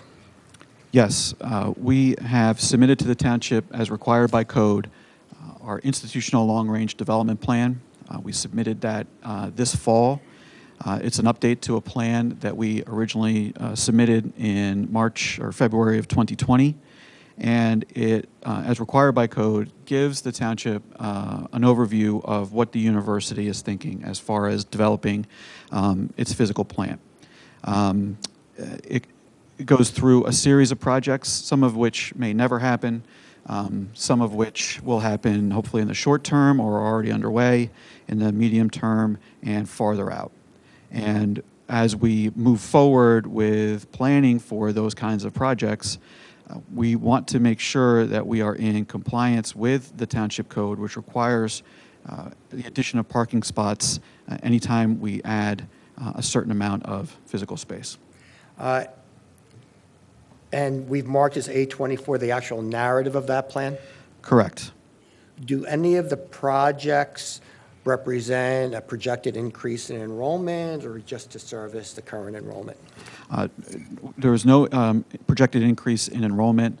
The projects that we have outlined are designed to better meet the needs of our students, our faculty and the way they deliver an education, the programs on campus, and to update structures that require some attention. If we can just quickly go through a couple of them. I'm showing you A25, which is in your packet. And if you could just go through the board. And this is a long-range plan, as you mentioned. This does not necessarily mean that anything's going to be built. Correct. Again, these are just ideas and reflect what the university is thinking as far as its priorities for its physical plant. There are a number of projects shown here, but I'll only highlight a few just to give representation. And of course, if there are questions, we're happy to answer them. One of the things we know we have to do in the near term is identify a new location for our bookstore. That bookstore is being displaced by our plan to build a library in the current site of the bookstore. We would like to consider building an admissions welcome center at the site of current Moriarty Hall across Lancaster Avenue near the Commons. We know from the Augustinians that their need for the space in the existing monastery, those needs are diminishing, and they would like to stay on campus, but perhaps in a smaller facility. So exploring someplace on campus that's not marked on this map. We do not have a site identified, but we know that that will be a need in the medium term to short term. We've also considered a new academic building labeled here on this map as number 12. That would essentially, it's shown here as a mirror of Driscoll Hall, the home of our College of Nursing. Again, just an additional classroom space building. We've also considered a STEM building on the other side of campus, adjacent to 320, at the site where the current chemical engineering and White halls are located. And then we'd like to consider adding a new residence hall. Here it's envisioned as building number 20 on this map in the area known as Campus Corner. That area features a series of older repurposed buildings such as Middleton Hall, the former infirmary, O'Dwyer Hall, which has been a dorm for a number of years. And we would seek to replace that with a new residence hall in addition to helping to address the need that we know exists among our students for more on-campus housing. We've also marked A26, but that appears to be the conference center site. And if you just quickly, perhaps, just want to show that. I don't know how relevant it is to this project. Sure. This reflects one project on that property, which is already underway, and that is a renovation of the former carriage house on the property that will be is being renovated for university use. As I stated initially, we had proposed a 4-story parking structure that would violate the height ordinance by approximately 15 feet. What was the process that led Villanova to revise that plan? We appeared before the Planning Commission last week, I believe, and received some feedback from the Planning Commission and the public at that meeting. There were concerns about the height of the proposed structure, the amount of cars, and the potential impact on traffic.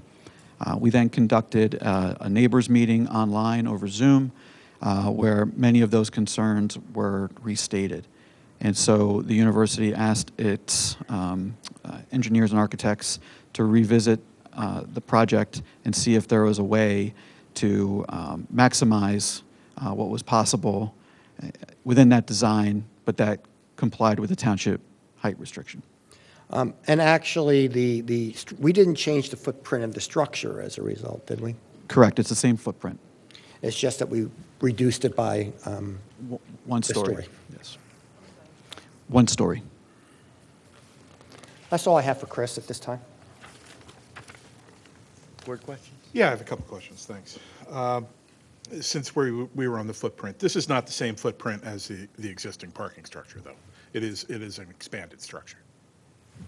Do you want to address that? Yeah. I'd rather let Mary Lou give Okay. the specifics of the footprint. Yeah, John, it is expanded, but actually, we are reducing the impervious coverage for that site. So actually, we're adding more green space as a result. But the structure itself is larger than what was previously there.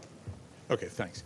The other question is, in talking about the long-range plan and the undertaking to add additional parking when additional other uses on campus are constructed or put into use.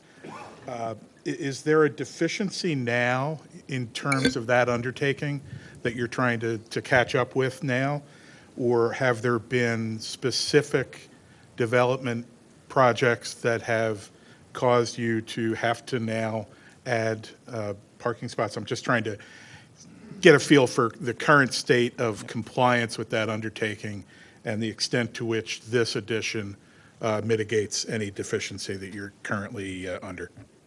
We do not believe that we have a parking deficiency. We're undertaking this project for two reasons, one of which we've talked about, which is to get ahead of some of these aspects of our long-range development plan. The university is in a solid position. We're able to take on projects. We have the addition to the engineering building underway that will be followed by the library, and we are in a constant state of reevaluating our physical plant priorities to maintain that health and vibrancy of the institution. So while there are projects underway, and these projects are not sort of beyond anything beyond a basic planning stage, we know that we will need to address them moving forward. Simultaneously, the current structure is near the end of its useful life. It needs to be replaced. It's safe. Mary Lou will speak to that shortly. But it does need to be addressed, replaced. And we saw this as an opportunity to address both of those needs in a way that helped us be prepared for what's coming. Okay, thanks. Maybe I'm viewing the undertaking with respect to adding additional parking incorrectly. Is the required number of spaces quantified somewhere, or is it a kind of a best efforts? Yeah, we'll add stuff as more stuff comes online. Well, it's not quantified because the projects haven't been defined. Nothing's been planned, nothing's been designed. There's no timeline for any of these things. What you see here are best guesses. No, I understand that. I'm really, since I don't have the original undertaking in front of me and I can't read it for myself, I'm trying to assess the extent to which you comply with your undertaking currently. Yep. Or if there's something that has happened that has caused the university to believe that they're out of compliance as opposed to compliant with the undertaking as it exists today. We believe that we're compliant, and I'll let Mary Lou speak a little bit more to that. Again, this is just forecasting and getting ahead.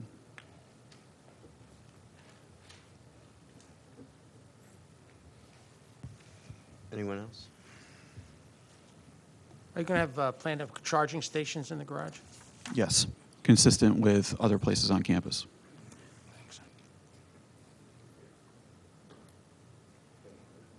Thank you. Mary Lou?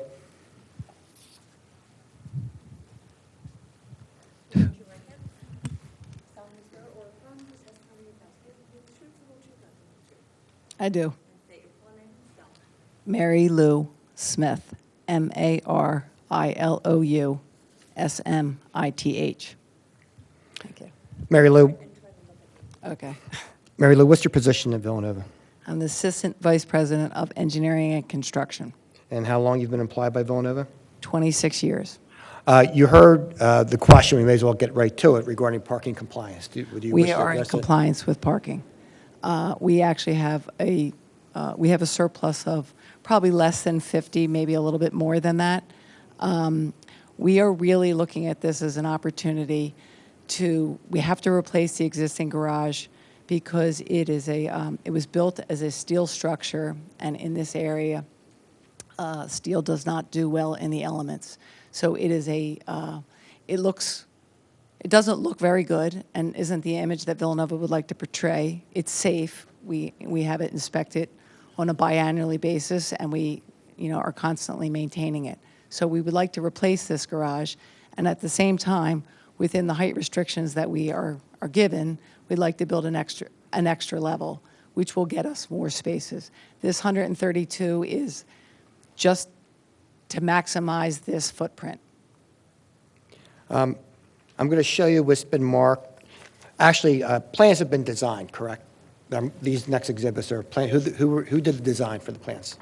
The design was done by Alma Architects. I'm sorry, Alma Architects?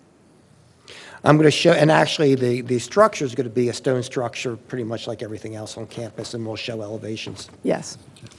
I'm going to show you what's been marked as A5. Can you just tell the board and explain what A5 represents? A5 represents the site plan of the footprint of the garage, and the way this. Can they see? Go ahead. Okay. So as you saw before.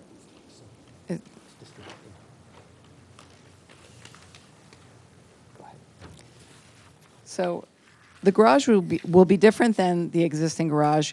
You'll come in from the main gate and go down this driveway into the first level of the garage, and then traverse up. We will be building it over our existing pump house, which is a pumping station. It's our campus pumping station for domestic water and our fire suppression systems on campus. So we will be building over that and going up 4 levels. I'm going to show you, let's go back to A20 again. Or A23, excuse me. And that shows the pump house actually on the plan and building over it, correct? Right. And, I'm sorry.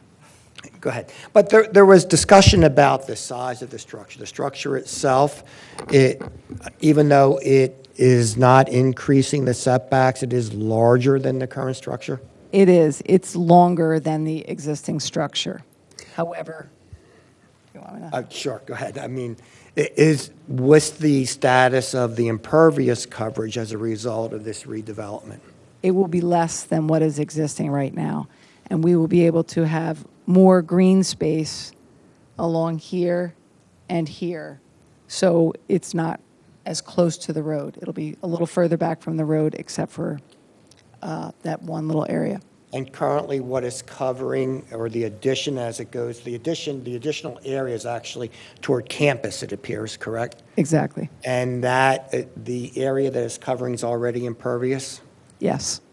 What's the circulation as you foresee this through campus as far as the parking itself is concerned, and the ingress and egress? So it will be the same ingress and egress as the existing garage. You'll enter through Ithan Avenue at our main gate. You'll take the same right turn into the garage, and that's the exit as well. And during special events, how's the structure work during special events? So during special events. Just as basketball. I mean, that's the obvious special okay. events, yeah. So, we have assigned parking for basketball and any event. So cars will be assigned to the M1 garage. This is what this is called. They'll go into that garage, and at the end of the night, when it's time to leave that garage, they're sent through campus, and they go out through 320. And that's to stagger the traffic at Route 30 and Ithan from I-1 garage. Now, there's several other plans that I'm going to show. These are sections, and perhaps you can go through it pretty quickly.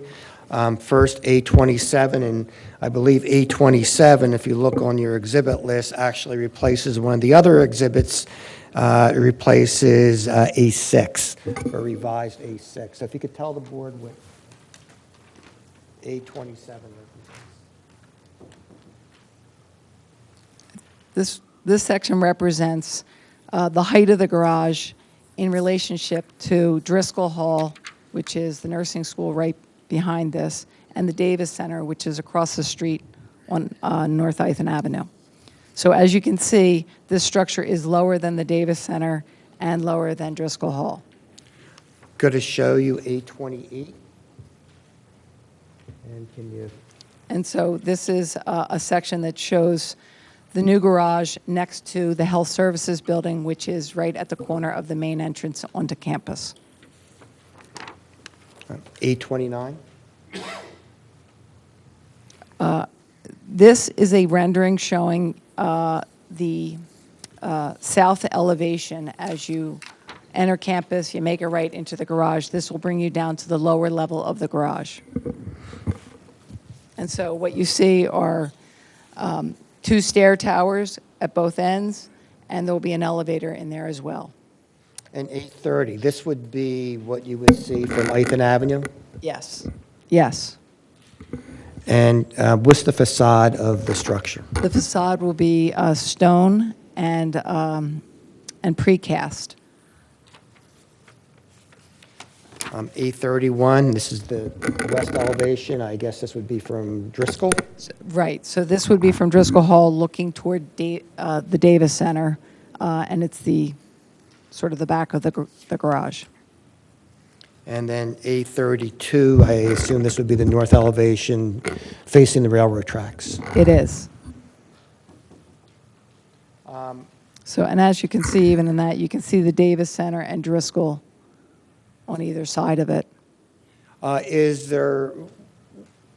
are you constructing in this manner? Is there a VEMS situation also involved in this? So one of the earlier reasons that we wanted to get a height variance was because we are taking the first level of this garage and raising it a bit so that we can house our student emergency service group in there. It's a small area where a few students that work in that division will have access to their ambulance, which today our ambulance is exposed to the elements, and we have it heated through, on the outside, but the best way to do this is to have it in a structure. So within this structure, we'll have like a garage within a garage, so it's heated for emergency access. As to the condition of the current structure, Chris alluded to it a little bit. If you could tell us a little more about it. So the existing structure, if anyone has been past this, it shows a lot of rust. And because it's a steel structure, it's exposed to the elements, and it's very difficult to keep from rusting. We do have it checked semi-annually, and are repairing it constantly. So although it's structurally sound, it's not something we want to continue on with. We're also asking for relief on the size of the parking spaces. Is that accurate? We are. Currently, the Radnor code, the zoning code at least, does not distinguish between parking structures and surface parking. Yes. And so we're required under code to have parking size space is 9'6" by 20. Yes. And what are we proposing in this structure? We're proposing 18 foot 6 inches by 19 feet. 8 feet? Right. 8 foot. 8 foot. What did I say? 18? 18, yeah. By 8'6", sorry. By 19. Are there other parking structures on campus that have that size parking space? Yes. Go ahead. the law school, and the I-1 garage. And there, I believe there's only, what, 3 parking structures? Yes. This would be, No, there's 4. including this one. SAC. Right, SAC, yeah. I'm going to show you A33, and that's just the zoning relief that was granted for size of parking spaces at the law school. So I just included it in. There is much more involved in that application than the size of the parking spaces, but just to show that it has been granted. And actually, the North Ithan that you guys call I-1, I think, is that what it is? Yes. Right. That is part of the CICD. It is. And actually, the CICD code provides for parking spaces and parking structures to be 8.5 by 19. Yes. And that's what we're proposing here. Yes. Mr. Tavani will go in further on that request. That's all I would have for Mary Lou at this time. Thank you. Hold on. Any board questions? Yeah, I have a couple. Oh, sorry. Referring to Exhibit A30, is there fenestration there, or are those spaces that look like they want to be windows open, or what is that? What is that elevation telling us? Do we want- A30? They're not windows. They are metal. Okay. Thanks. And I don't, Nick, I'm sorry if you're going to cover this elsewhere, but I'm interested in the use of the structure during non-event times. And who is going to be parking there, and if they are parking elsewhere today on campus, will they be moving there, or what's the use of the structure during the day? The use of the structure during the day will be, it will serve the faculty and staff of Bartley and the staff of the Health Services Building, along with Driscoll Hall. So it'll be a split. So it's not visitor parking, so you're guaranteeing trips because you've described the folks that are going to be using it, and I guess people come to work a couple days a week these days. I forget, but there will always be people coming and going from those spaces, as opposed to it being opportunistic visitor parking. Yes. Okay. So we talked about the size of the spaces, and I'm not an engineer. Are there going to be height limitations on the structures that are permitted in there? I mean, sometimes bigger, taller vehicles are also longer, so the issue of the decreased parking size and the ability to move around in terms of traffic flow inside the garage, could be impacted by the size of the structures that are going in. So are there going to be height limits on vehicles? No, there are not. I mean, it's not, I believe that the first level is Other at 8 than feet. when Right, a vehicle right. comes in and Exactly, hits something. Yeah. It'll be, standard cars, and there won't be, box trucks that could go in there, right? Yeah, no, I'm just saying, are these vehicles going to fit in these puny little parking spaces? I'm Yes. kidding. Okay, thank you. And John, just to follow up with Mary Lou on this, actually, the aisle width, we are complying with the saldo requirement of 22 feet between each parking spot. Is that correct? Yes. So it's not like we're reducing the aisle width. We're complying with the saldo requirement on that. Even though the zoning code doesn't provide a requirement for that, it's just saldo. Just want to piggyback on one of John's questions. Who's parking in the garage now as it exists, day to day? The Bartley staff, business school staff and faculty, the HSB staff, and at night, we have night school students that will park there, and some of our nursing, but we will probably move more nursing faculty and staff over there. When you say then nursing, you're saying following up, I'm sorry, go ahead, Nick. Nursing, you say faculty and staff, not students. Exactly. No. Exactly. So then following up on the follow-up, the new users, where do they park now? they park further away from their buildings. So further away. Do they park in the outdoor lots in the CIDC? Do they park in I-1? They Do they park at the law school? Where do they park? Yeah. So they park in the law school, they park in the middle of campus, and they park at I-1. I'm sorry. Anything else? Nope. Okay, thank you. Thank you. Frank?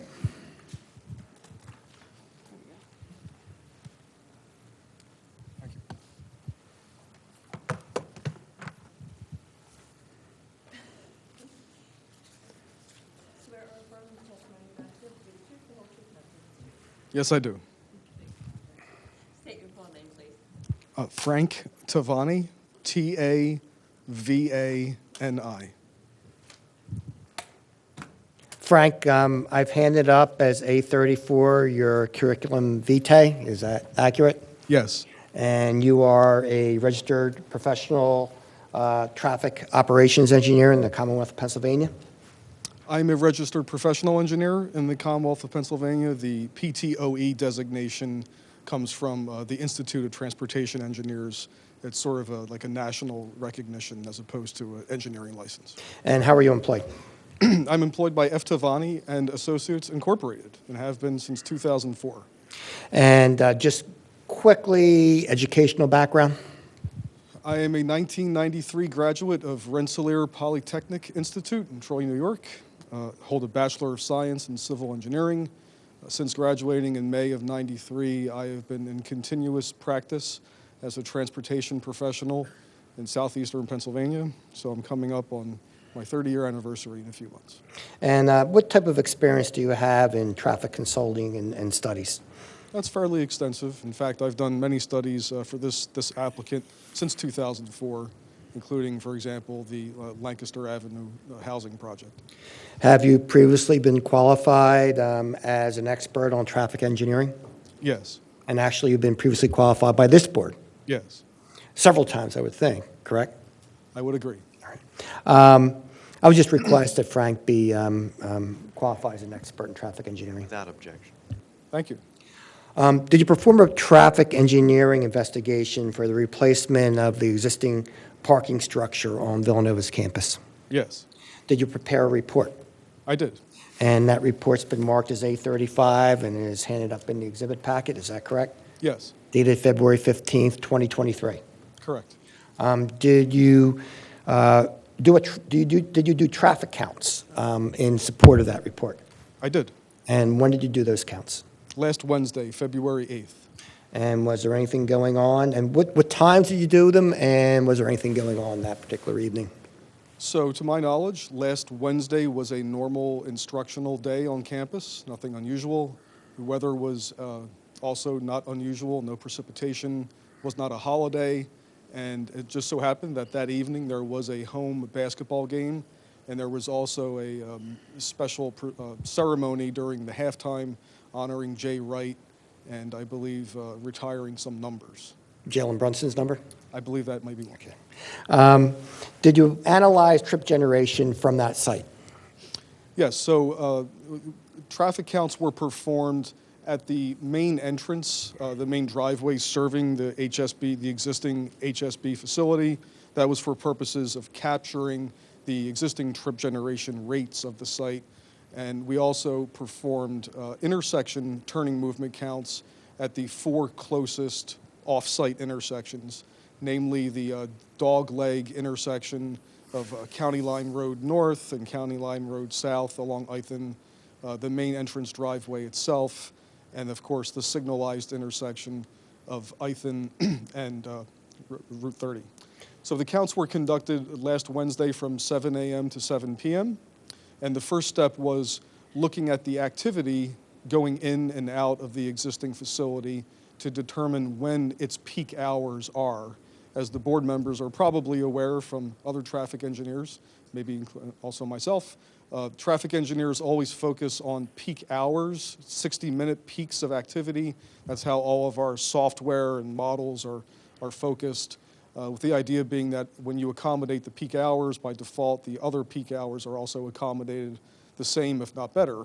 And since there was a basketball game that evening, there was actually 3 peak hours that were identified, and this is shown in Appendix B if you really want to get into the data. On page 29, there's a breakdown in 15-minute steps of in and out activity at the M1 facility, starting at 7 a.m. and ending at 6:45, or the 15-minute period beginning at 6:45. And what we found is there's a peak at 8:30 in the morning, another peak at 4:30, and then at 5:30. So we studied those hours at the off-site intersections, essentially forcing those clock hours at the off-site locations to see what sort of activity there was there and to assess the levels of service at those locations under existing conditions. Levels of service, as I'm sure the board is aware, is a term used by traffic engineers to relate quality of traffic flow to letter grades and seconds of delay, not unlike a report card for a student, with level of service A being the most desirable and level of service F being a condition where demand exceeds capacity. As we've heard from other witnesses, there's no immediate plan to actually utilize these additional spaces, save for perhaps a small shift in some faculty from existing other parking areas to this particular parking area. However, I'm sorry, was that modeled in? yeah, well, essentially what I, Sorry. And how many of these new spaces are just going to be left vacant? I mean, my impression was if it's there, it's available for use. But you're suggesting that maybe you think they're not going to use it. yes, so that was a lot. Well, what I did in this particular case is I modeled it as the most conservative way I could. I assumed that all of the 132 potential additional parking spaces were in fact utilized with the same intensity as the existing spaces today. So I couldn't have made it any more intense than that if I tried. But going back to what I was trying to build up to, the starting point is identifying what the trip generation rates are for the facility today and using that as a proxy for the future. You know, parking facilities themselves, they don't really generate traffic. They're sort of slaves to the other uses around them. But since we have an existing facility, it's the best indicator of how faculty and staff traffic ebbs and flows. So if the board is interested, on page 3 of A35 at the top in table 1 are the site-specific trip generation rates per parking space. And then in table 2 is the additional traffic for each of the 3 peak hours I mentioned previously, assuming all 132 spaces were utilized. And again, as you heard from witnesses, the first 2 witnesses, there really is no expectation that all of those spaces will be absorbed in the short term, maybe not even in the medium term. But in abundance of caution and to answer some planning commission and neighbor concerns, we looked at that. And just to cut to the chase, there is a level of service comparison table found on page 8 of A35, which in summary shows that the overall levels of service at all the off-site intersections operate at level of service C or better today, and will continue to operate in that range in the future, even if all of the spaces are occupied and generating trips. Now, when you say level C, is that an acceptable standard? Yes. As a matter of fact, does the Radnor subdivision and land development ordinance provide that that's an acceptable standard, level Yes. C? Yes. An applicant would not have to do any modifications or recommendations based on level C service? Correct. Within a reasonable degree of scientific certainty, do you have an opinion on the trip generation of the proposed use? Yes. And what is that opinion? It's not significant enough to have a material impact on levels of service in the immediate study area. And again, within a reasonable degree of scientific certainty, will the proposed use alter the designated function of any of the roadways? No. And likewise, would it have any adverse impact on traffic or the surrounding neighborhood? No. Did you also do an analysis of the parking size for parking structures? Yes. Could you tell the board what you based that analysis on and what it revealed? Certainly. So I guess the cornerstone of the analysis I'm putting on the table here, there's a publication which is not very creatively entitled The Dimensions of Parking. It's put out by the Urban Land Institute and the National Parking Association. And what it essentially says is in different types of facilities, you have different needs in terms of parking stall widths. If you have a very high turnover facility, like a convenience store, a Wawa, where you may have one space turning over 20 or 30 times in an hour, you have a lot of door openings and closings, and in a situation like that, it's perhaps more appropriate to have a slightly wider space because of all that activity. And if you take the converse and you have a spot that only turns over once every 8 to 12 hours, such as like for faculty and staff at an educational use, or maybe like long-term airport parking, things of that ilk, you just don't have as much activity. You don't need a stall width as wide. So essentially, turning to page 45 of this book, figure 8.3 is entitled Recommended Minimum Parking Stall Widths. And you can see that for low turnover for employees, students, and so forth, a parking space width of 8 feet 6 inches is what is suggested. And I believe this is consistent with other parking structures on campus that have been recently constructed, as well as, to my knowledge, other parking structures that are comparable. Is the proposed size being proposed by Villanova for this structure reasonable and consistent with the standard in the industry? Yes. And in your opinion, within a reasonable degree of scientific certainty, are the size of the parking spaces, would they have any adverse impact on the safety inside the structure or any neighbors? No. Thank you. That's all I have for Frank at this time. Board questions? Why, yes, I have some questions. Sorry. A number of times, Mr. Tavani, during your testimony, you indicated that there was previous testimony that indicated that not all the spaces would be used. I don't recall that being the testimony of other witnesses, and if Ms. Smith could come up and walk me through currently how spaces are assigned in the existing structure, and what percentage of the total spaces that represents, and what the expectation in the future is with respect to how many people will be assigned to park in that structure, and the percentage of the expected capacity of the new structure will be. So we can see if, there are conclusions here in the report that I just want to make sure are consistent with the testimony of the people that will be using.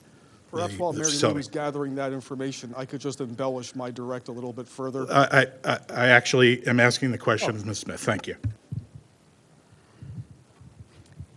Can you break that down one step at a time there? Sure. You've got how many spots? 175 spots today? We do. How many people are assigned to use that facility today? I believe 200.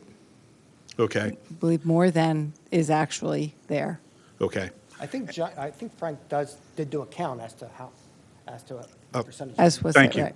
Thank you. All right. Thank you. I'm sorry. And perhaps it's too early to project because you don't know how many spaces you'll ultimately have to assign, but is the expectation that you will over-assign employees to use the new structure in the same way that you have approached the use of the current structure?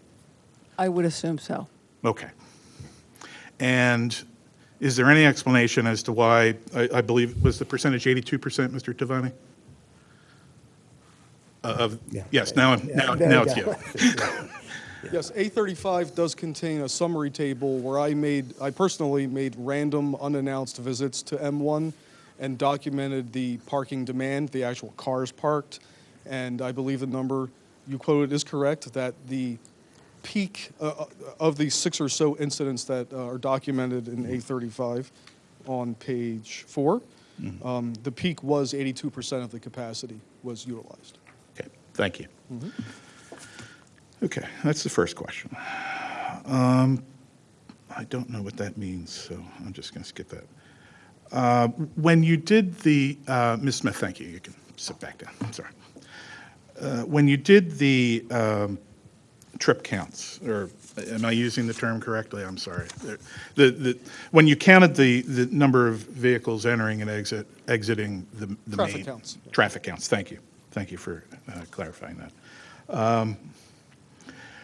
Were any other features or conditions also observed during that time? And I'm thinking particularly of the way traffic is sometimes want to back up on North Ithan there. And I only know that because I live on South Ithan, so I'm there a lot and I'm in traffic there a lot. So did you happen to make observations of the backups or volume of traffic that was perhaps affecting the trip counts? Because not everybody's, a polite driver, and sometimes if you're going south on North Ithan, you might not let someone that wants to make a left turn in. You might just kind of go through and let the next person worry about it. So were other conditions observed when you did the trip counts? I believe I understand everything you're asking and where you're going.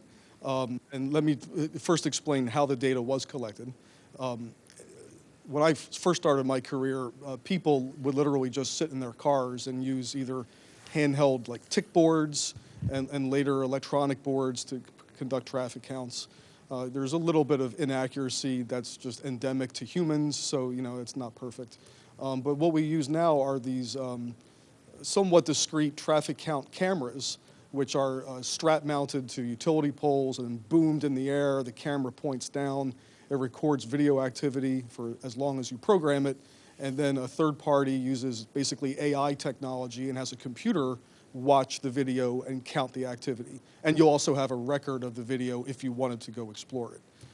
So that is how it was done. So if there were any severe traffic anomalies, they would be registered to some extent in the video. However, while I don't deny anything that you said, and that there are occasional cues that do extend to or beyond driveways or adjacent intersections, keep in mind that if those cues, for example, originate at a signal, like at Route 30 in Ithan, the signal has a finite time, 90 seconds, 120 seconds. So even though you may have a rude driver who doesn't observe a do not block intersection sign and occasionally closes access to someone who may want to get there, eventually that cue begins to roll forward and moves. So over the course of a 60-minute period, which again is what we focus on, although some people may have been rude and delayed, they probably were serviced within that 60-minute period, so it wouldn't really negatively affect the counts, except for extreme cases. Would increased trips exacerbate those conditions that we've talked about?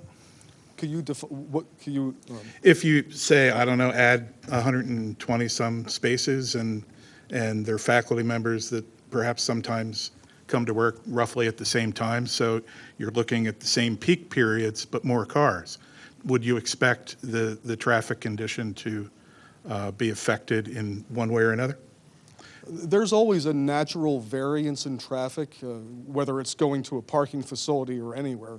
It's usually within 10 or 15%. There have been studies that document that. So if there was a day where there was more activity for whatever reason, then yes, that would be a busier day. And if a count was conducted that day, it would give a different result.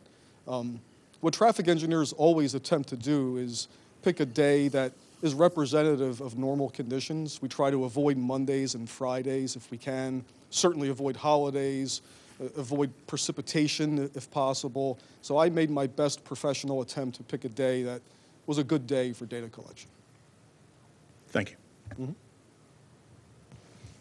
Any other board questions? No? Okay, thank you. Thank you. Yeah, you're welcome. Nick? That's all I have at this time. Requests, well, I'll wait till we're done. Regarding the exhibits. Oh, That's all I sure. have as far as Yep, witnesses without are concerned at this exception. time. Any public comment?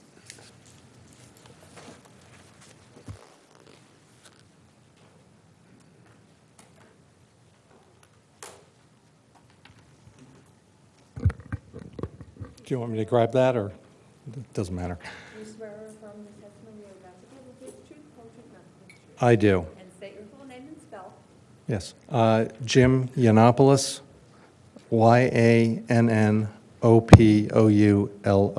Just speak into the mic. Thank you. Good evening. Just, I'm sorry. Jim, you're not asking for party status, are you? Or Actually, I would like to ask for that, yes. then I would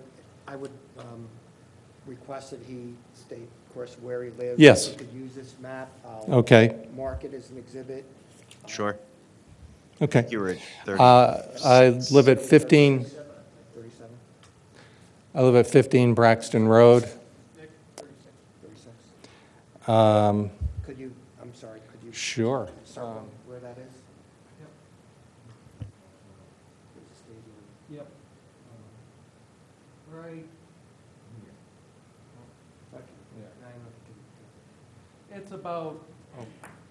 It's about 300 yards, approximately. I'm sorry. Can I As the ask crow last flies. Questions, I don't mean to Mhm. interrupt you. I would have no objection to him testifying, making a statement, but requesting party status, I would say that he does not have status. He's over 300 yards away. He cannot see the structure and is not impacted by it, as opposed to what the general public would be impacted by. My concern would I'm not be sorry. the, Can I ask a question? Did you receive notice of this hearing this evening? I in the believe mail? I did, yes, in the mail. Well, if the code requires him to receive notice, why is he an improper party? Is that, the notice requirement is totally, I believe it's 500 feet or something? I believe. So again, I don't know if he received notice. It would be in the record. If he did receive notice, possibly he did, because I believe the notice may be from the edge of campus, which he's behind campus there, behind the stadium and behind the fields in that area, but that does not grant him party status. He still has to have some interest in the project that is in addition to what the general public's interest would be. My concern would be that essentially I live one block from the proposed location. I live on Braxton Road. If you take a left off of Braxton on the county line, the next intersection is Ithan. So my concern is, and I understand the height was lowered anyway, is Well, not the I'm sorry, just- view, it's the traffic. Just give me 1 second. So I'm not sure how we handle party status. Is it me? It's your determination whether or not he has a unique status as opposed to the general public, as council has summarized. It's up, but that's a determination you as a board have to make. Is he, and closeness to the facility is one consideration. That's as a board or? As a board, as a board. Okay. Okay, then why don't we take a vote on whether or not, and I'm not going to say your last name correctly, Yiannopoulos? You did say it correctly, Yeah, actually, okay. very good. Has party status. Is that appropriate, Gus? Yeah, okay.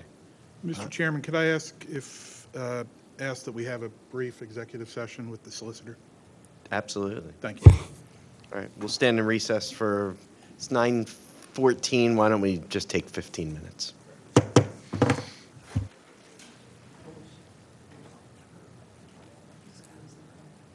May I see the township's record? Just as, I do want to look and see if, what notice, who received notice. Do you have that, Gus? I'm sorry.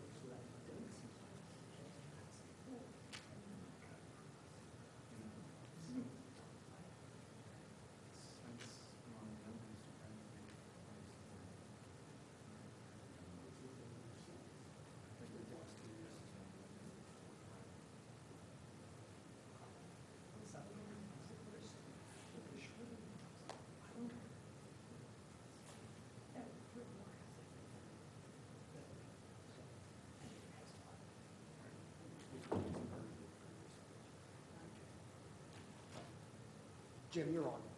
Very last page. I looked through all of them and it was like, it's always not on, the very last page. You got it. You got it. I was pretty sure I'd done the notice, so.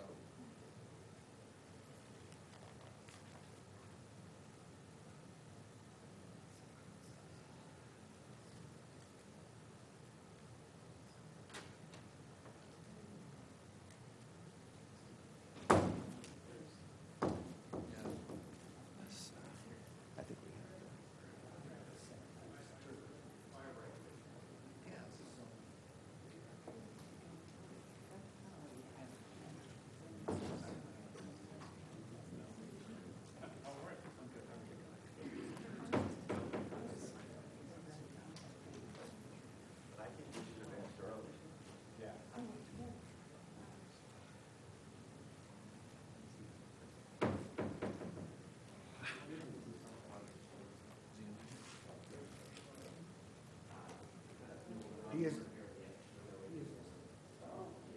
He did get it, Mr. Yanakis. Put that on the record.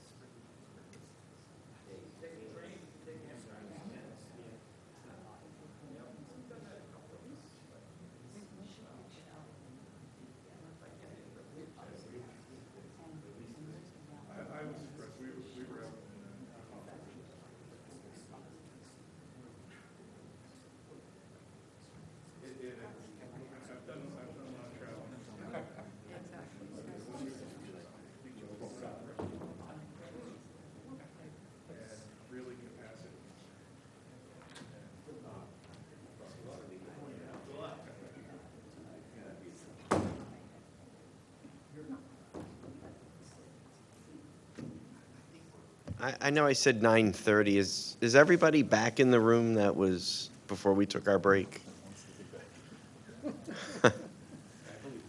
I think they are too.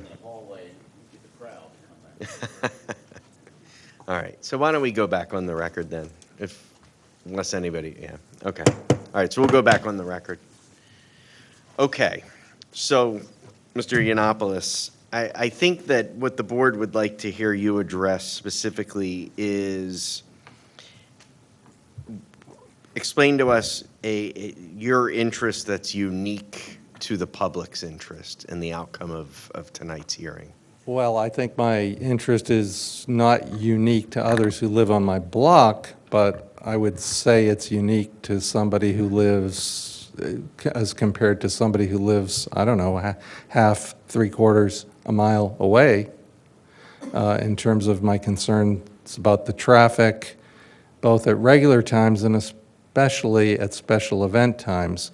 Now, I did hear the traffic engineer. He's got a wonderful background, very impressive resume. Well, just hold on one second, because you asked for party status. Yes. So we need to decide that. Okay. So I want to focus in on how this project impacts you specifically. My concern is that what we're talking about here is a 75% increase in the number of vehicles coming in and out of that garage. And despite the testimony of the traffic engineer, it is very hard to believe that this will not have an adverse impact in the very close surrounding neighborhood in terms of traffic. Okay. Gus, it's within my prerogative as chair. Correct. Okay, so I'm going to deny party status, but, so we were at public comment, so you're under oath, you're free to Okay. give comment. Well, in addition to the comment I just made that it's hard to believe that 75% increase in the vehicles coming in and out of there won't have an adverse impact. It was also noted that with this increase in spaces, people who are parking elsewhere on the campus will now be able to park in this garage. And of course, it begs the question, those spaces that are freed up in those other lots and garages, who will be filling those? So I'd be very interested in knowing the answer to that. I don't know if Villanova wants to answer that now or just answer all of them at the end.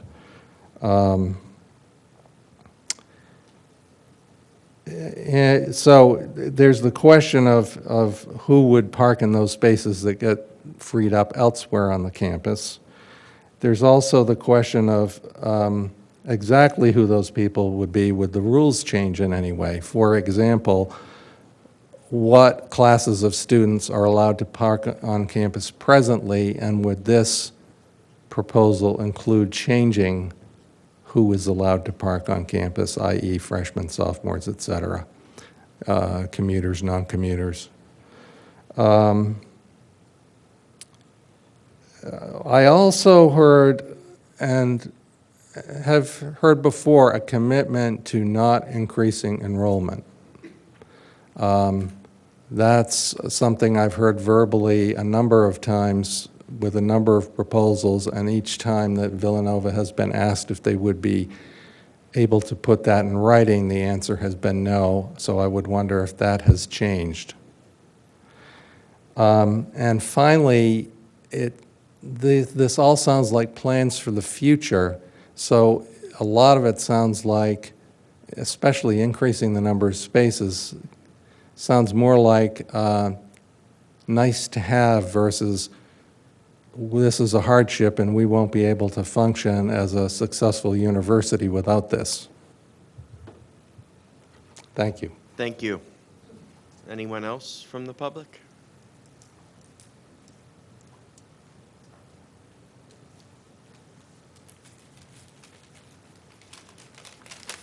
Good evening. Sure.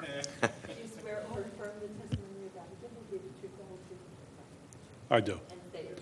William Martin. William Martin, 15 Rodney Road. I come forward to speak in support of the requested variance. My home is at 15 Rodney Road, which is near the prior speakers, approximately a block east of the block west of the stadium. There's two bases upon which I think that the board should consider the grant of the variance. First, it's based upon two recent projects the university handled, one a very large one, one a smaller one. The large one being the dormitories and theater project alongside Lancaster Avenue, the small one being the changes to the stadium lights. I follow these things very closely because of my proximity to the university. And both of those projects were handled in a quality fashion. They were handled consistent with the commitments the university had made to the neighbors, and were handled in a way that brought value to the community. And I think that the way those were handled, essentially in my mind, provides a degree of a benefit of the doubt to the university that perhaps I didn't grant it 3 to 5 years ago. Second is sort of a macro perspective on the status of private universities in the country. In the country, in the Commonwealth, and the region, private universities in some cases are struggling. In the case of Villanova, I think that it's in a cyclical period of growth and improvement over the last, say, 10, 20 years. I think that generates significant value to the township and to Delaware County. If you have an organization, if you have an institution that's declining, it's a burden and a challenge economically and socially to the community it's embedded in. And I think that the township should be pleased that the university has done well, but the way it's done well is by planning. And certainly the planning, the development that is necessary to stay on that upswing doesn't necessarily require expansion of enrollment, but it does require development, growth, anticipation of new demands within the campus community. And I think the parking project allows for that into the future. I wouldn't, I want to be careful. I'm not suggesting the university should have a blank check. I think the process that went through in the Planning Commission, the presentation to neighbors of last week, and the changes that they have made have significantly improved this project and reduced the impact on the surrounding community, which is a positive. And, who knows, perhaps the next project in 2 or 4 or 5 years, I'll be standing here speaking in opposition. But tonight, I think the better decision would be to grant the variance. Thank you. Thank you. In fact, Bill, I think of you every time I drive past the stadium with the improved lights. Wait, we can't question him? Wait, what? Is there Cross? Is Cross available for public? How you doing, Bill?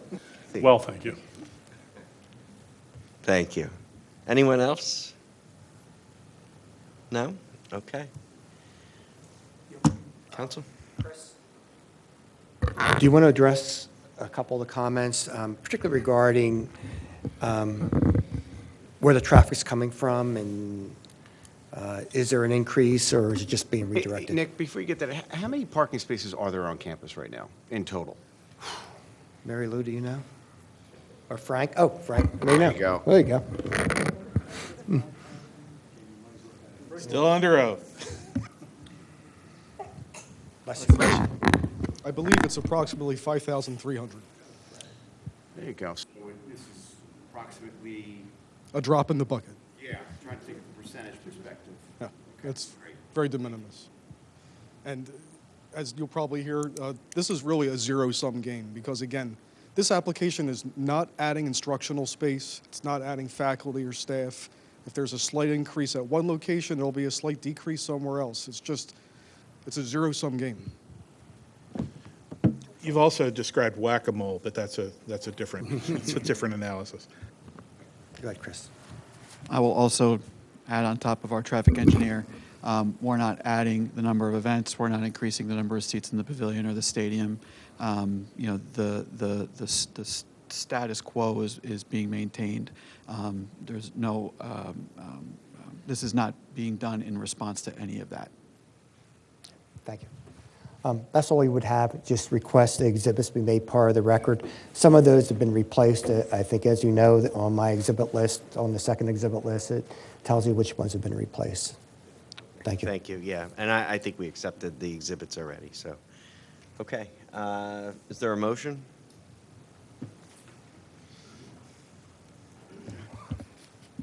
I would like to make a motion, Mr. Chairman. I would move that the applicant, Villanova University, be granted the relief requested, which includes relief from section 280-69D related to front yard setback, 280-69E related to the distance from the railroad property line, and from section 280-4 to permit parking spaces in the parking structure less than 9.5 feet by 20 feet, all in accordance with the testimony and plans presented here this evening. Second. Discussion? Sure. Despite my questioning this evening, I'm in favor of my motion, but I am not 100% sold, but I'm enough sold to support the project going forward. I am concerned about the traffic at peak times. There are just going to be more vehicles in that area at certain times of the day, and I find it difficult to believe that if you're adding spaces, they will be left empty. Yes, I understand that when the analysis, Mr. Tavani's report analysis was undertaken, the usage was 82%. That could be any number of reasons. It could, I don't know why that is, but it just strains credulity that the university would go to the trouble it's going to build this structure and then not expect to get as much use out of the structure as it can. And if that's in fact the way that it's utilized, that will then of necessity attract more vehicles to that area. To Mr. Tavani's point, yes, elsewhere there will be fewer there will be fewer vehicles, and I do understand that, but this area is a known problem at certain times of the day, and the expansion of the structure is not going to make it easier to get through there. All that having been said, given the university's willingness to respond to community observations and comments about the original plan, and given its willingness to modify significantly what they would perhaps have preferred to have approved, I think that creates goodwill that, as Mr. Martin has suggested, the projects that have been undertaken have been done very well, and I know that because I now live next to a Villanova University property, which was recently purchased from a private landowner. So, I take comfort in the knowledge that when the university undertakes projects, it does so in a very comprehensive and thoughtful and professional way. And I'm hoping that this project will be the same, and I will vote in favor of my motion. Anyone else? No? Brad? I'll just add, to me, the fact that they're lowering the footprint, when you look at the number of parking spaces on Villanova's campus, this is very small. It's a very small increase. I don't think there's any way for us to know really how things are going to change in that intersection, because we really don't know where, you're reassigning people and where they're coming from. I think I'm going to echo John just saying that I do have faith that if there's a problem there, Villanova's going to fix it, because they're an asset to this community. And I don't think they want to see us upset, and because it will, as anything, it will come back the next time. So I have a lot of faith that there's a problem. It's going to get fixed, and certainly I understand, especially given the structure of the old nature of the facility. It is in need of repair. So this is making a lot of logical sense. And then certainly in the testimony from the traffic officer or traffic engineer regarding prototypical space size for parking facilities, I think this is certainly in line with that. So I'm going to vote in favor. Anything, John? No. Okay, we can take a vote. Brad? Aye. John?